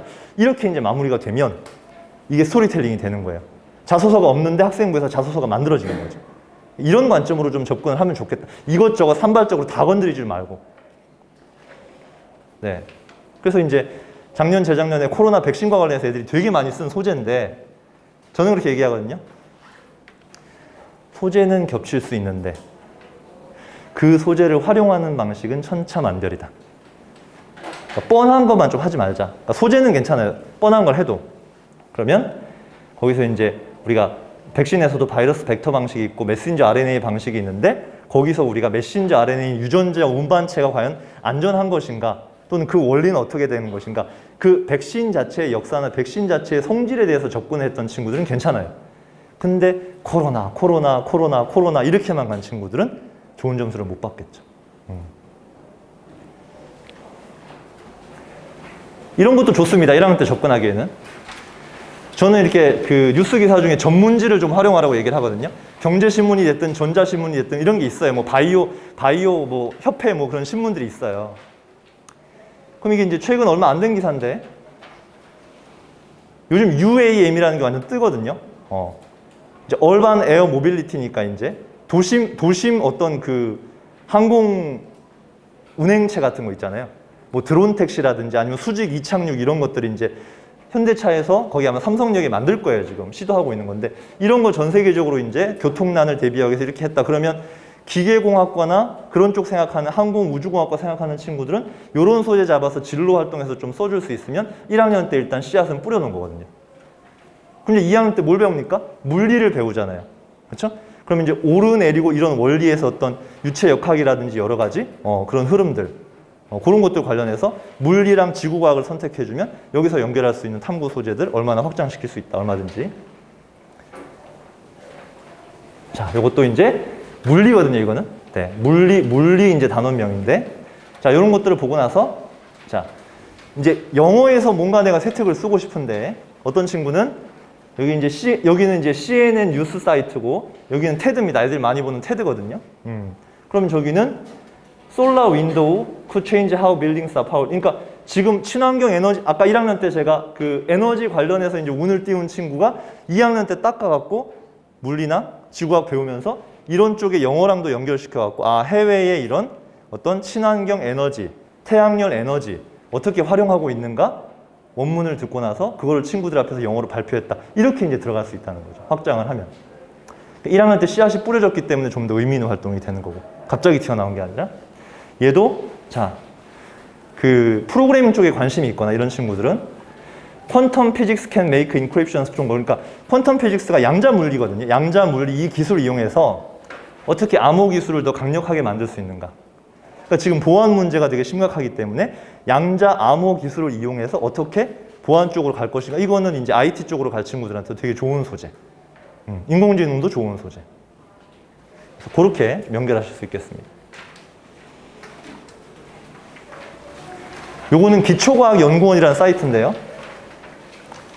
밑에 보시면 아시겠지만 얼마 안 됐죠? 그래서 제가 생명과학이나 IT 쪽은 트렌드가 되게 빨리 돌아가요. 그래서 그 학종 재수, 학종 삼수 하면 되게 잘 안 되는 쪽 이쪽 계열입니다. 문과는 괜찮은데 그나마. 네. 언제까지 크리스퍼 유전자가 그냥 7년 전부터 얘기했던 거 아직까지 얘기하고 있어. 똑같은 거. 자기 형 누나가 썼던 거 또 쓰고 있어요. 뭔가 달라져야겠죠. 그렇죠? 그래서 이제 이런 뭐 바이오 마커라든지 여러 가지 기술들, 이런 것들에 대해서 탄소 동소체나 이런 것들, 뭐 그래핀이나 되게 많잖아요. 이런 것들 연결하면 너무 좋겠다. 정리하면 일단 1학년 때 국수 영사화 중에 내가 제일 자신 있는 과목이 있을 겁니다.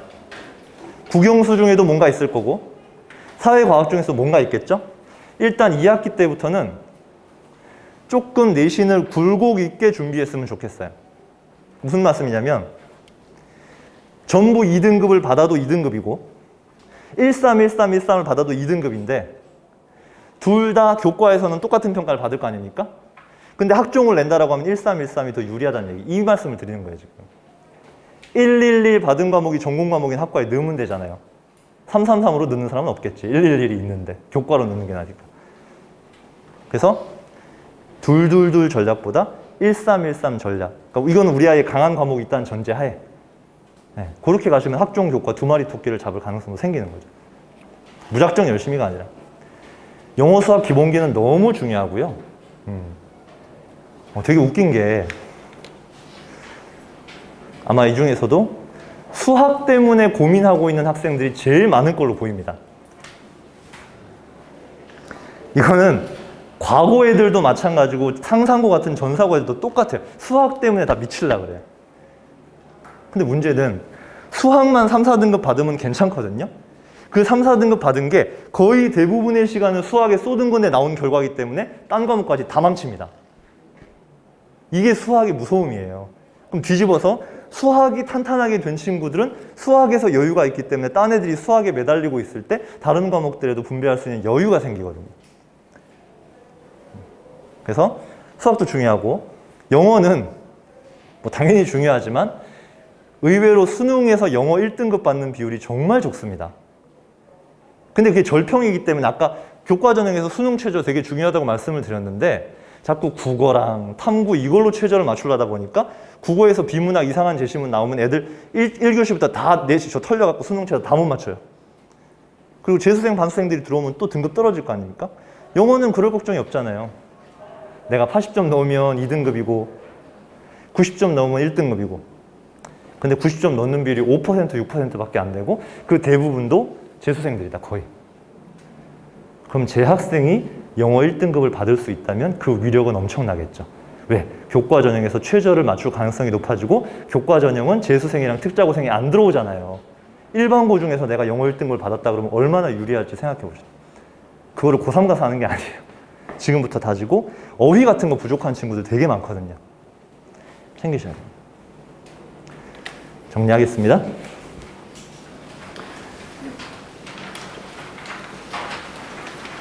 자,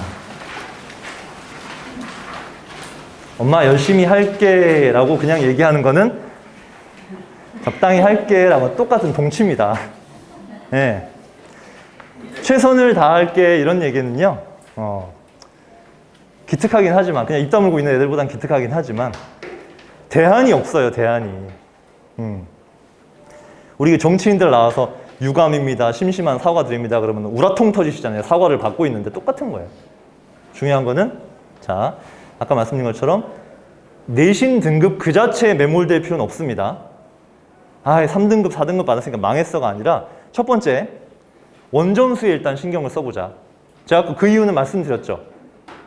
똑같이 3등급인데 85점으로 3등급 받지 말고 90점으로 3등급 받자는 얘기죠. 왜? 그게 그 석차에 영향을 미칠 거거든요. 그리고 학종에서는 그거를 파악을 할 겁니다. 물론 내가 원점수를 올리면 등급 자체도 올라갈 가능성도 올라가죠. 같이 올라가는 건 마찬가지고. 그래서 지금 1학기를 되돌아보면서 내가 수학에서 이때 시간 관리 못 해갖고 영어에서 소수령인데 그냥 대충 썼다 감점 당해갖고 2점, 3점, 4점 날아간 거 있으면 그거부터 챙기라고요. 학습량 자체를 높여야겠지만 그런 거 안 챙기고 학습량만 높이면은 말 그대로 밑빠진 독에 물 붓기밖에 안 돼요. 그거부터 챙기고 그리고 이번 11월 모의고사도 있으니까 내가 내신 경쟁력하고 수능 경쟁력 저거를 같이 써먹을 수 있느냐? 아니면 어느 쪽에 좀 더 내가 가능성이 높으냐? 이것도 이제 슬슬 2학기 때는 챙기셔야 하는 타임입니다. 아까 요거 저희 찍었잖아요. 예. 제가 이제 저기 QEM 오규민 대표님하고도 오래 인연이 돼서 여기서 이제 이렇게 상담에서 설명을 하고 있지만 또 대치동에서도 네, 지금 이제 여러 소장님들 또 여기 이제 원장님하고 대표님도 오셨지만 그러니까 이거만 학원에 이거만 붙여놓으니까 상담 왔다가 뭐예요? 여기는 인서울 상담 받으면 안 되는 거예요? 막 이렇게 물어보시는 그거 아니고요. 이런 친구들도 있고 여기 이제 주요 대학 합격자들도 있고 어쨌든 같은 점수지만 다른 대학을 갈 수 있는 가능성을 높여주는 건데 여기에는 고3 와서 저희랑 인연을 맺은 친구들도 있지만 중3, 고1, 고2 때부터 인연을 맺은 친구들도 상당히 많이 있습니다.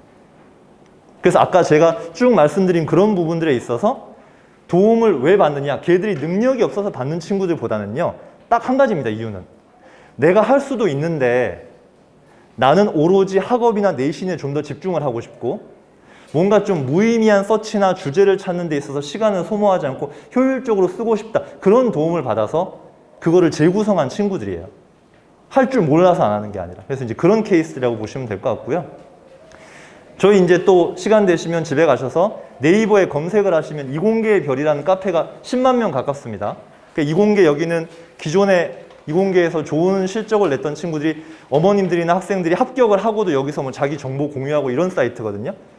보면은 저도 여기에 꾸준히 요즘 바빠서 조금 뜨문뜨문 올리긴 하지만 저희 이제 아폴론에 뭐 의대, 약대, 컨설턴트 분들을 필요해서 정기적으로 계속 칼럼을 올리시는데 그 칼럼 수준이 여러분이 유튜브나 이런 데서 보시던 거랑 차원이 다르다고 보시면 돼요.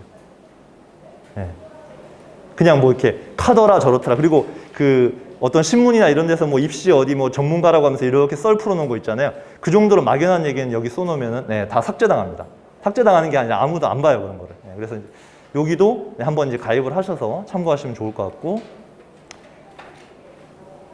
네. 뭔가 제 사진이 좀 어색하죠? 예, 가공을 거치다 보니까 좀 어색한데, 저희 이거는 그냥 대표 컨설턴트나 대표 소장님들만 아폴론에서 일하시고 계신 분들을 이렇게 주로 한 거고요. 비교과 전공 컨설턴트들은 여기 모자라서 그냥 이렇게 따로 이제 저렇게만 요약을 했는데, 사실은 모든 학생들이 학종으로 대학을 가야 되는 것도 아니고, 모든 학생들이 하나의 진로만 파야 되는 것도 아닙니다.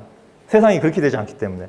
중요한 건 이렇게 조금 학습 부분에서나 진로 방향에서나 좀 우왕좌왕하거나 어려움을 겪고 있는 상황에서 누군가 조금 전문가들 또는 전공 멘토들이 이러이러한 방향으로 틀 잡아주면 아이들의 잠재력이나 포텐에 따라서 완전히 달라질 수가 있어요.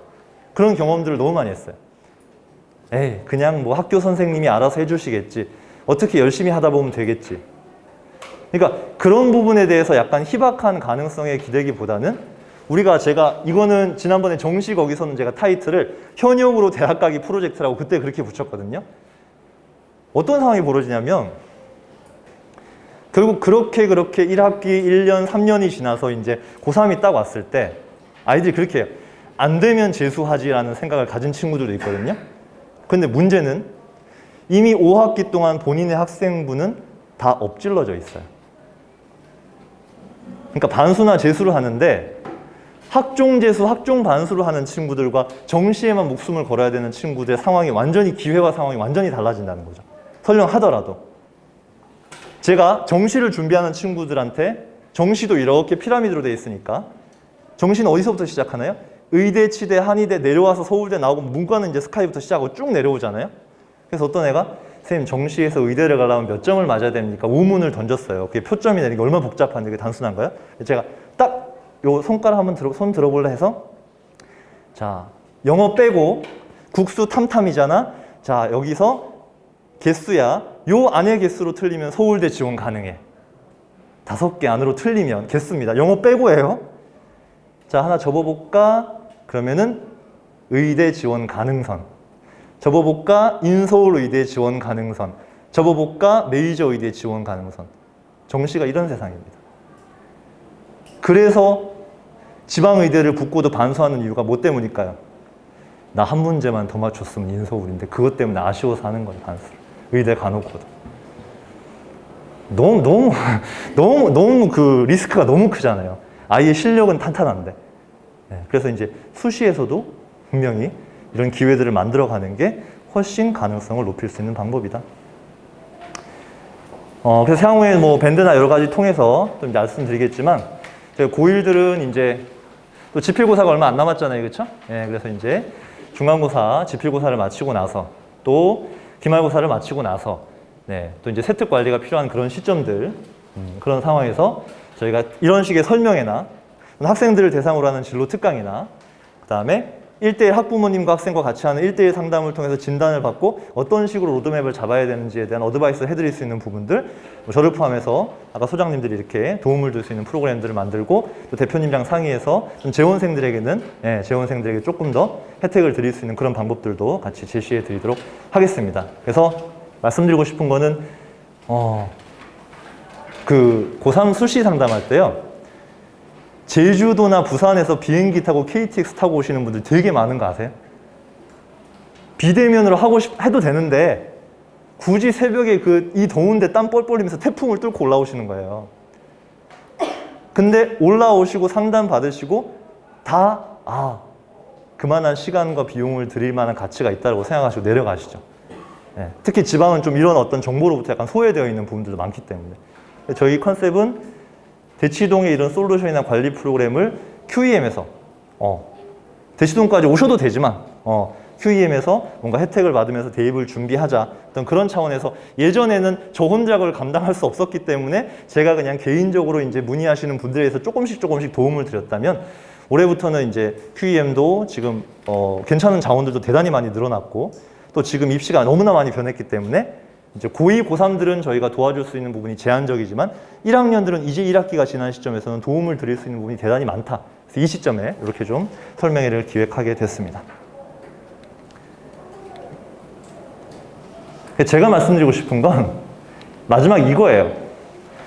고3 때 저 이렇게 나왔으니까 어디 갈 수 있을까? 이게 아니라 그런 원하는 결과를 만들어가는 이제 상담으로 이제 바뀌었다는 거죠, 트렌드가. 대치동에는 중학생 2학년, 3학년도 상담을 와요. 고등학교 선택부터. 그리고 내가 어떤 로드맵을 짜야 되는지 이런 부분들에 있어서. 그래서 저도 본의 아니게 중학생들 상담을 많이 하지만 확실히 그런 친구들은 눈빛부터 다릅니다. 중2, 중3 같지가 않아요. 애어른 같은 애들이 있어요. 전 얼마 전에 중3인데 제가 인사할 뻔했어. 키도 큰 데다가 애가 애어른 같아요. 그러면서 변성기 지나고 목소리 굵은 애들 있잖아요. 선생님 그러면 의대를 가기 위해서 어떤 과목에서 어떤 탐구 소재를 잡아야 될 거니까 제가 움찔한 적도 있어요. 그런 중3들도 있다는 거죠. 그래서 하루아침에 뭔가 이루어지진 않습니다. 쌓아나가는 과정이고요. 그 쌓아나가는 과정에서 이왕 시간과 노력을 들일 건데 좀 제대로 된 방향으로 의미 있는 노력을 기울이면 우리 학생들도 훨씬 더 덜 힘들면서 가능성을 만들어갈 수 있지 않을까 제안을 드리고요. 밴드에 혹시 질문이 올라왔을까요?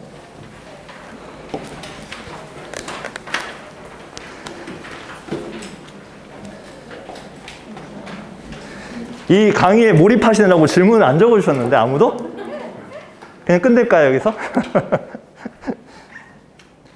자, 그러면 손 들고 질문하셔도 좋고 지금 채팅방에 질문 남기셔도 상관없습니다. 상관없습니다.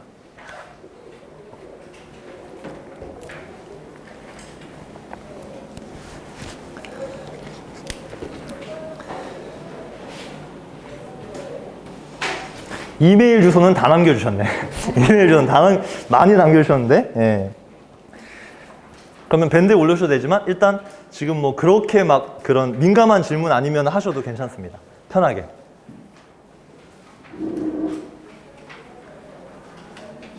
네.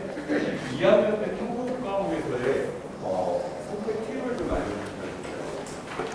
그래서 이제 아까도 몇몇 과목들 위주로 제가 이제 특징을 좀 말씀드렸고, 보내드린 입시 자료에서 이제 그런 부분들을 이제 교육청 자료에 근거해서 제가 이제 딱 몇 개 세트로 이렇게 넣어놨기 때문에 그걸 참고하시면 되는데, 일단 저는 첫 번째는 그 과목의 성격을 정확히 알아야 과목의 성격, 그러니까 뭐 물리다, 화학이다, 뭐 윤사다 그냥 이것만 보시고 추론을 보통 하세요.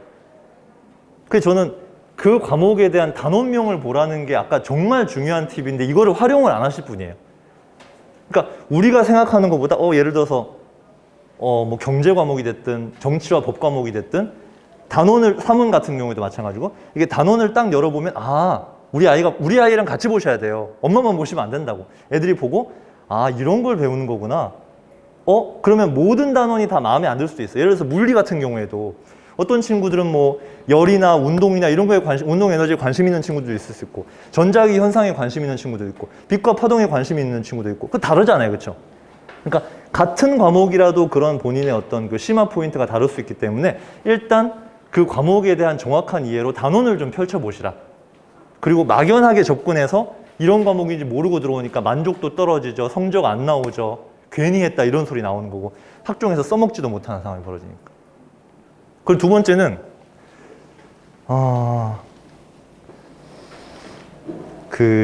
아까도 그 사례를 보여드렸지만 우리 애가 정말 강한 과목이 뭔지 지금 이 시점에 분명히 끝을 그러니까 어느 진로로 갈지는 결정을 조금 늦어져도 괜찮은데요. 분명히 우리 애가 좋아하고 잘하는 과목은 이쪽을 가리키고 있는데 고개만 저쪽으로 가 있어요. 그러면 이제 모순이 생기는 거죠. 나는 일로 걸어야 되는데 계속 일로 가면 이게 엇박자가 나는 거잖아요. 같은 방향과 같은 그 에너지를 쏟아서 일로 가도 시원찮을 판에 이렇게 간단 말이죠. 그래서 이거를 답을 정해놓으시고 진로를 정하시면 정말 힘든 상황이 많이 벌어집니다. 야, 요새는 컴공 개발자로 가야 취업이 잘 되는데 카카오, 네이버 막 이런 얘기 하잖아요. 근데 제가 말씀드리고 싶은 건 이거는 저희가 이제 또 뭐 직업교육이나 그런 부분들도 가끔씩 또 이제 특강할 때 들어가는데 이 직업 세계야말로 진짜 수요와 공급의 법칙이 딱 맞아떨어지는 곳입니다. 개발자가 많이 필요한 건 맞는데 개발자가 많이 필요하니까 전부 그런 학과들이 인원을 늘리고 새로 신설이 되잖아요. 그러면 거기서도 어떤 현상이 벌어지나요? 양극화 현상이 벌어져요. 개발자들도 흔히 우리가 네카라쿠백을 해갖고 그런 잘 나가는 거기서 개발자 하면 뭐 연봉이 1억이네 2억이네 그런 거 언론에서 들으시잖아요.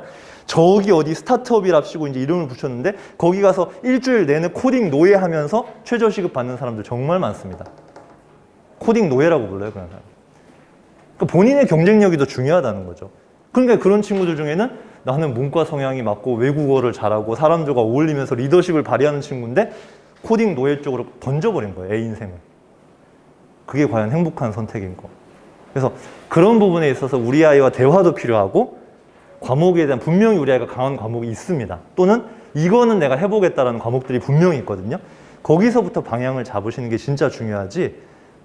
요즘 뭐가 취업이 안 된다는데요. 뭐 잘 된다는데요. 뭐 어떤 분야든 대한민국의 어떤 분야든 그러면 예를 들어서 그 최근에 사양산업이라고 불리는 학과 중에 하나가 토목공학과잖아요.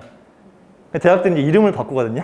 토목공학과에서 이제 토목 그러니까 되게 뭐 약간 노가다, 촌스럽다 이런 이미지가 있다 보니까 그 토목공학과 때문에 대한민국이 이렇게 먹고 살게 됐는데 어쨌든 토목공학과가 건설환경공학과로 이름을 살짝 바꾸더니 이제 그것도 좀 듣기 싫다 건설이 들어가니까 그래서 사회환경 시스템이라고 되게 이쁘게 브랜드를 런칭을 했어요. 뜯어보면 토목공학과인데 서울대에 애들이 나초 쓰는 과들이 많이 있는데 서울대에 조경지역 시스템 공학과라는 게 있거든요. 오, 조경지역 시스템 뭐 되게 있어 보이잖아요. 원래 학과명이 뭔지 아세요? 성형하기 전에 학과명이 농업토목과였어요. 농업토목과. 그렇게 붙이면 아무도 안 오잖아요. 네. 그래서 그냥 토목과학과 얘기를 했는데 거기가 이제 인원이 계속 줄고 인기가 시들해지고 하니까 뭔가 SOC나 도시공학, 토목공학 쪽에 인력들이 줄잖아요. 근데 대기업 신입 연봉이 제일 높은 회사 가운데 하나가 건설회사들입니다. 대기업 건설회사들이거든요. 없어요. 그래서 막 직어국 토목공학과 출신들도 지금 막 안달이 났어요. 모집하려고. 줄면 수요가 생긴다니까요. 그래서 우리 아이들의 강점이 뭔지를 찾고 진짜 10년, 20년 후에 세상이 어떻게 바뀔지 모르거든요. 그러니까 강점을 찾고 약간 좀 창의적인 사고를 할 수 있게 그렇게 좀 만들어주시면 선택 과목이 중요하지 않을까. 네, 대표님이 이렇게 운을 띄워주셨습니다. 또 질문. 네. 식사 다 하고 오셨잖아요. 빨리 안 가셨잖아요, 이제. 네, 질문. 저희 아이 같은 경우에는 네. 국수형 사과 중에 네. 국어만 점수가 굉장히 낮아요. 국어만? 네. 네. 그래서 이제 학원에 도움을 받기 위해서 학원을 다니는데 3주가 됐거든요. 네. 근데 일단은 이제 지금 이학기 지필고사를 이제 쳐봐야지 알겠지만, 그러니까 아까 말씀하셨던 것처럼 중학교 때 이전에 받아보지 못한 이 점수 때문에 지금 되게 자존감이 떨어져 있거든요. 네. 굉장히. 네네. 그래서 이 부분을 어떻게 좀 끌어올려야 몰라 하고 저도 이제 그 부분을 어떻게 좀 해결해 줘야 되는지 도움을 좀 주고 싶은데 다른 과목에 비해서 국어 내신이 현저히 낮단 말씀이시죠? 혹시 6월 모의고사도 국어가 다른 과목에 비해서 등급이 안 좋은가요? 근데 모의고사 또 점수는 또 그렇지가 않아요. 괜찮아요? 네. 그러면 그거는 그 친구의 한글 능력이 떨어지는 건 아닙니다. 어머님이 어렸을 때 한글을 잘못 가르치신 건 아니에요. 그러니까 뭐냐면 이렇게 보셔야 돼요.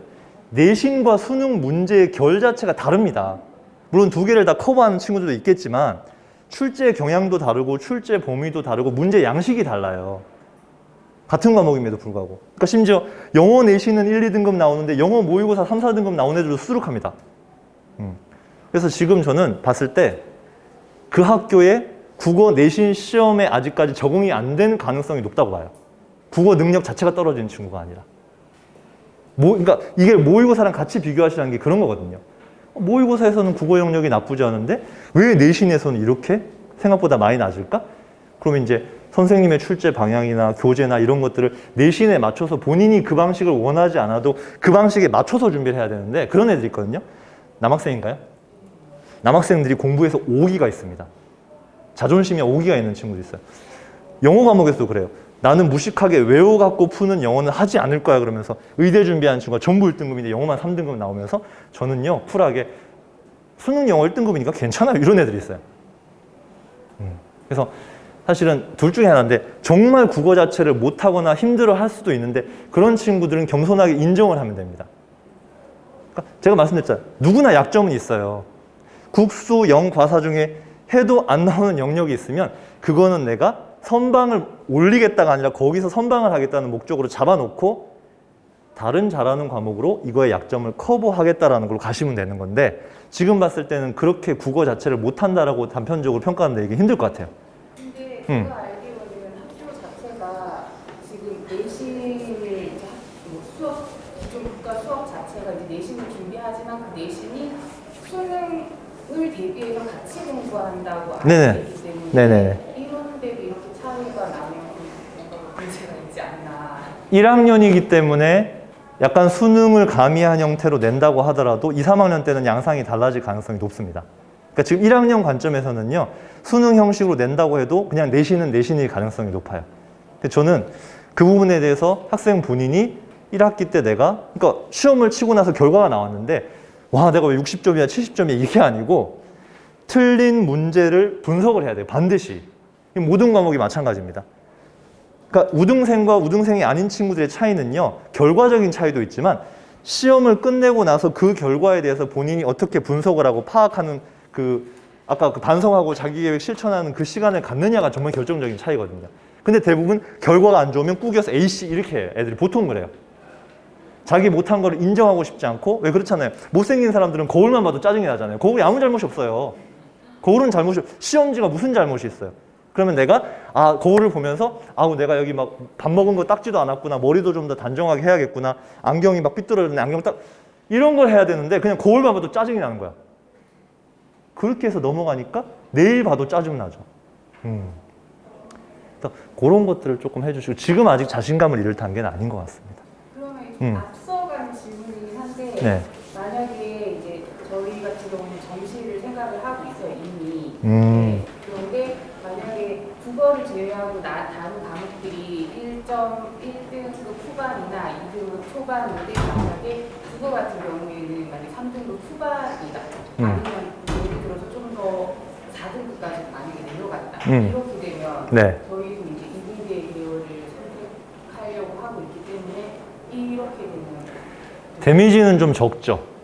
데미지는 적은데 전체 내신이 내려갈 거 아닙니까? 그래서 이제 국어에서 주요 과목은 아까 말씀드린 것처럼 학업 역량을 보는 부분이기 때문에 이를테면 그런 경우도 있었어요. 과거 학생이었거든요. 과학과 학생인데 다른 과목은 선방을 했어요. 뭐 2, 3등급 때 선방을 했거든요. 국어만 7등급이거든요. 카이스트에서 그 얘기했어요. 이 국어가 우리가 주요 과목은 아닌데 국어가 7등급이니까 좀 우리 힘들 것 같은데 입사관이 그 얘기를 했어요. 그러니까 이제 저는 그 말씀드려요. 다 잘할 수는 없지만 치명적인 약점을 갖는 과목이 있다라고 하면 어쨌든 학종에서는 불리하게 작용은 합니다. 특히 상위권대일수록. 왜? 경쟁자들 중에 그 정도 낮은 애들이 거의 없다면 본인만 치명적인 약점이잖아요. 그래서 이제 그거는 그러니까 정시 쪽을 준비한다고 하셨지만 수시를 분명히 거쳐야 되는 부분이고요. 아까처럼 이게 수능이랑 연계되는 분명히 부분이 있기 때문에 절대로 끈을 놓지 말고 또 문학이냐 비문학이냐 문법이냐 그 영역별로 아이들의 편차가 있어요. 거기서 본인의 강점을 최대한 커버 쳐주면 약점인 부분들을 상쇄시킬 수 있다. 그렇게 하시면 좋을 것 같습니다. 또 있으실까요? 네. 저희 아이는 지금 디자인 전공을 고민을 하고 있는데요. 산디 CD 이쪽 생각하는 건가요? 네네. 네. 그런데 그러면 선택 과목을 고를 때 아예 미술 관련된 과목만 네. 선택을 해야 할지 아니면 그 진로를 지금 이제 고민해서 본인은 마음을 먹었는데 혹시 나중에 또 이게 바뀌게 될까봐 아, 선택 과목을 어떻게 하실까요? 저는 산디 CD 쪽 생각하는데 만약에 실기를 보는 게 아니라 비실기 전형을 생각하잖아요. 예를 들어서 보통은 그렇고 요즘 분위기는 그렇고 수시에서는 거의 비실기 전형 쪽으로 많이 가거든요. 예. 그럴 경우에는 우리가 산업 디자인이라는 측면은 단순히 그림을 예쁘게 잘 그린다라는 측면이 아니라 어떤 기계 장치나 뭔가 디자인을 할 때 역학적인 또는 공간 구조적인 그런 특성들을 인지를 하고 있어야 되기 때문에 물리라든지 기하 같은 걸 이수해 줄 수 있으면 너무 좋습니다. 상위권대는 저렇게 뽑아요. 그러니까 미대는 문과다 이게 절대 아니고 산디나 CD 쪽은요 되게 어떤 공간 지각적인 능력도 되게 좀 있어야 되고 예. 또 심지어 좀 더 나가면 디자인 쪽에서 예를 들어서 자동차 디자인을 한다라고 하면 어떤 소재를 쓸 때 공기 역학적으로 가장 유리할 것이고 연비를 가장 효율화시킬 것인가 소재 부문에서도 갈 수 있기 때문에 화학도 사실은 연관성은 다 있거든요. 근데 이제 그걸 다 하려면 무리가 있으니까 제가 봤을 때는 수학은 중요합니다. 기하도 이수하시는 게 좋아요. 수학이나 기하 같은 거. 거기에 물화생지 중에 굳이 하나를 꼽으라면 저는 물리를 추천드립니다. 그 유체 역학이랑 되게 관련이 높아요. 그 부분이. 근데 선택 과목을 물리를 선택을 했는데 정말 네. 성적이 안 나와지면 그래도 이수를 하는 게 더 중요하다는 거예요. 뭐 5, 6등급 나올 거 아니면 물리는 인원이 보통 적잖아요. 그래서 사실 3, 4등급만 맞아줄 수 있다 하더라도 치명적이진 않습니다. 공대는 아니니까. 공대는 아니잖아요. 그렇게 보시면 될 것 같습니다. 네, 저 뒤에 어머니.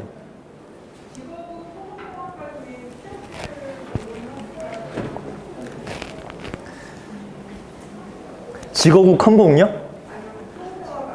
아, 직어국 토목공학과요?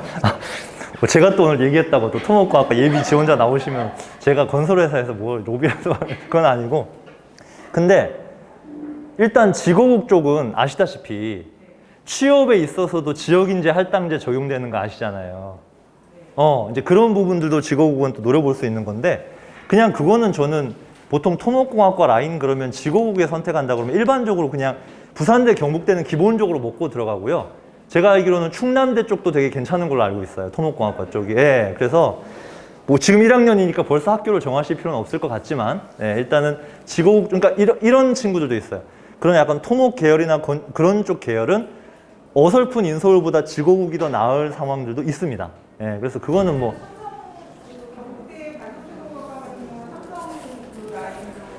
네, 모바일이나 뭐 그런 쪽은 되게 세죠. 경북대 전자는 엄청 세죠. 네?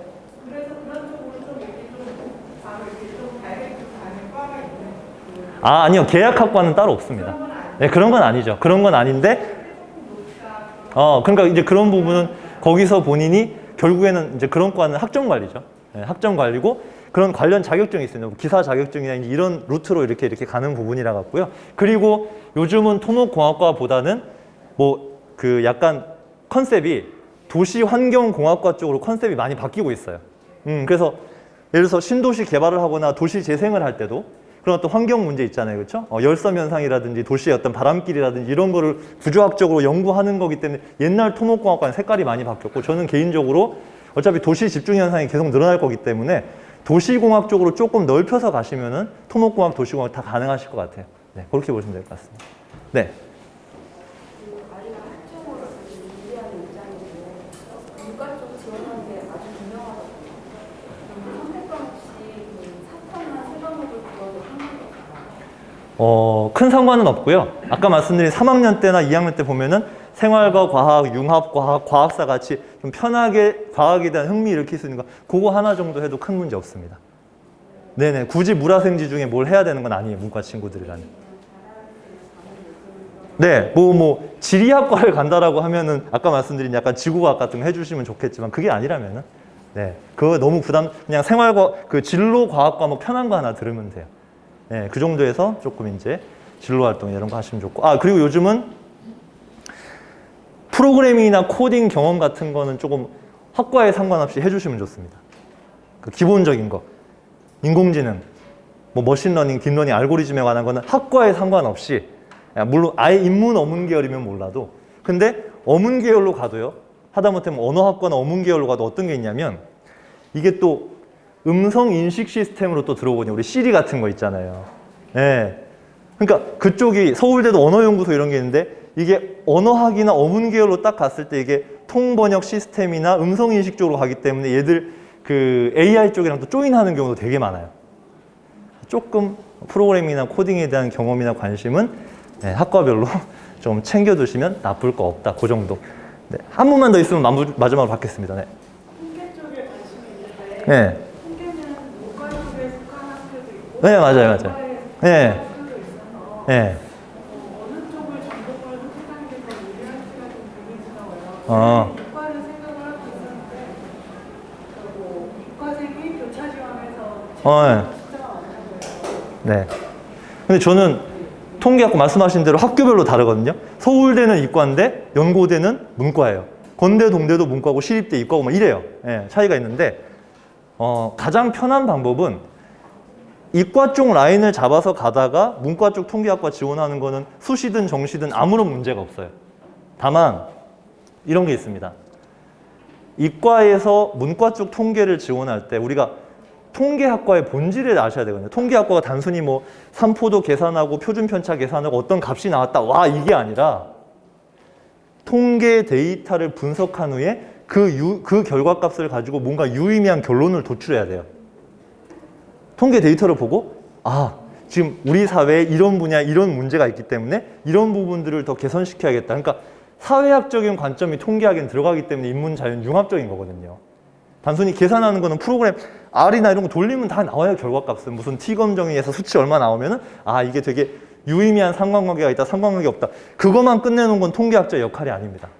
그래서 문과든 이과든 확통을 당연히 이수해야 되겠지만 통계 빅데이터를 통해서 나온 결과치를 갖고 어떻게 우리 사회나 인간의 어떤 문제점들이나 현상들을 개선할 건가, 그 부분에 대해서 약간 사회 과목이나 아까 말씀드린 사문탐이나 진로 활동에서 독서 관련해서 뭐 그런 것도 해주시면 문과 이과든 상관은 없습니다만 그렇게 해주시면 좋을 거고, 당연히 확통은 되게 중요하고 그렇게 말씀드리겠습니다. 네, 그래서 늦은 시간까지 이렇게 좀 남아주셔서 들어주셔서 감사하고요. 네, 밴드에 이메일 주신 부분들은 순차적으로 저희가 보내드리도록 할 테니까 혹시 뭐 며칠이 지나도 못 받았다 그러면 또 밴드에 뭐 답글이나 채팅 남겨주시면 확인해서 남겨드리도록 하겠습니다. 네, 수고 많으셨습니다.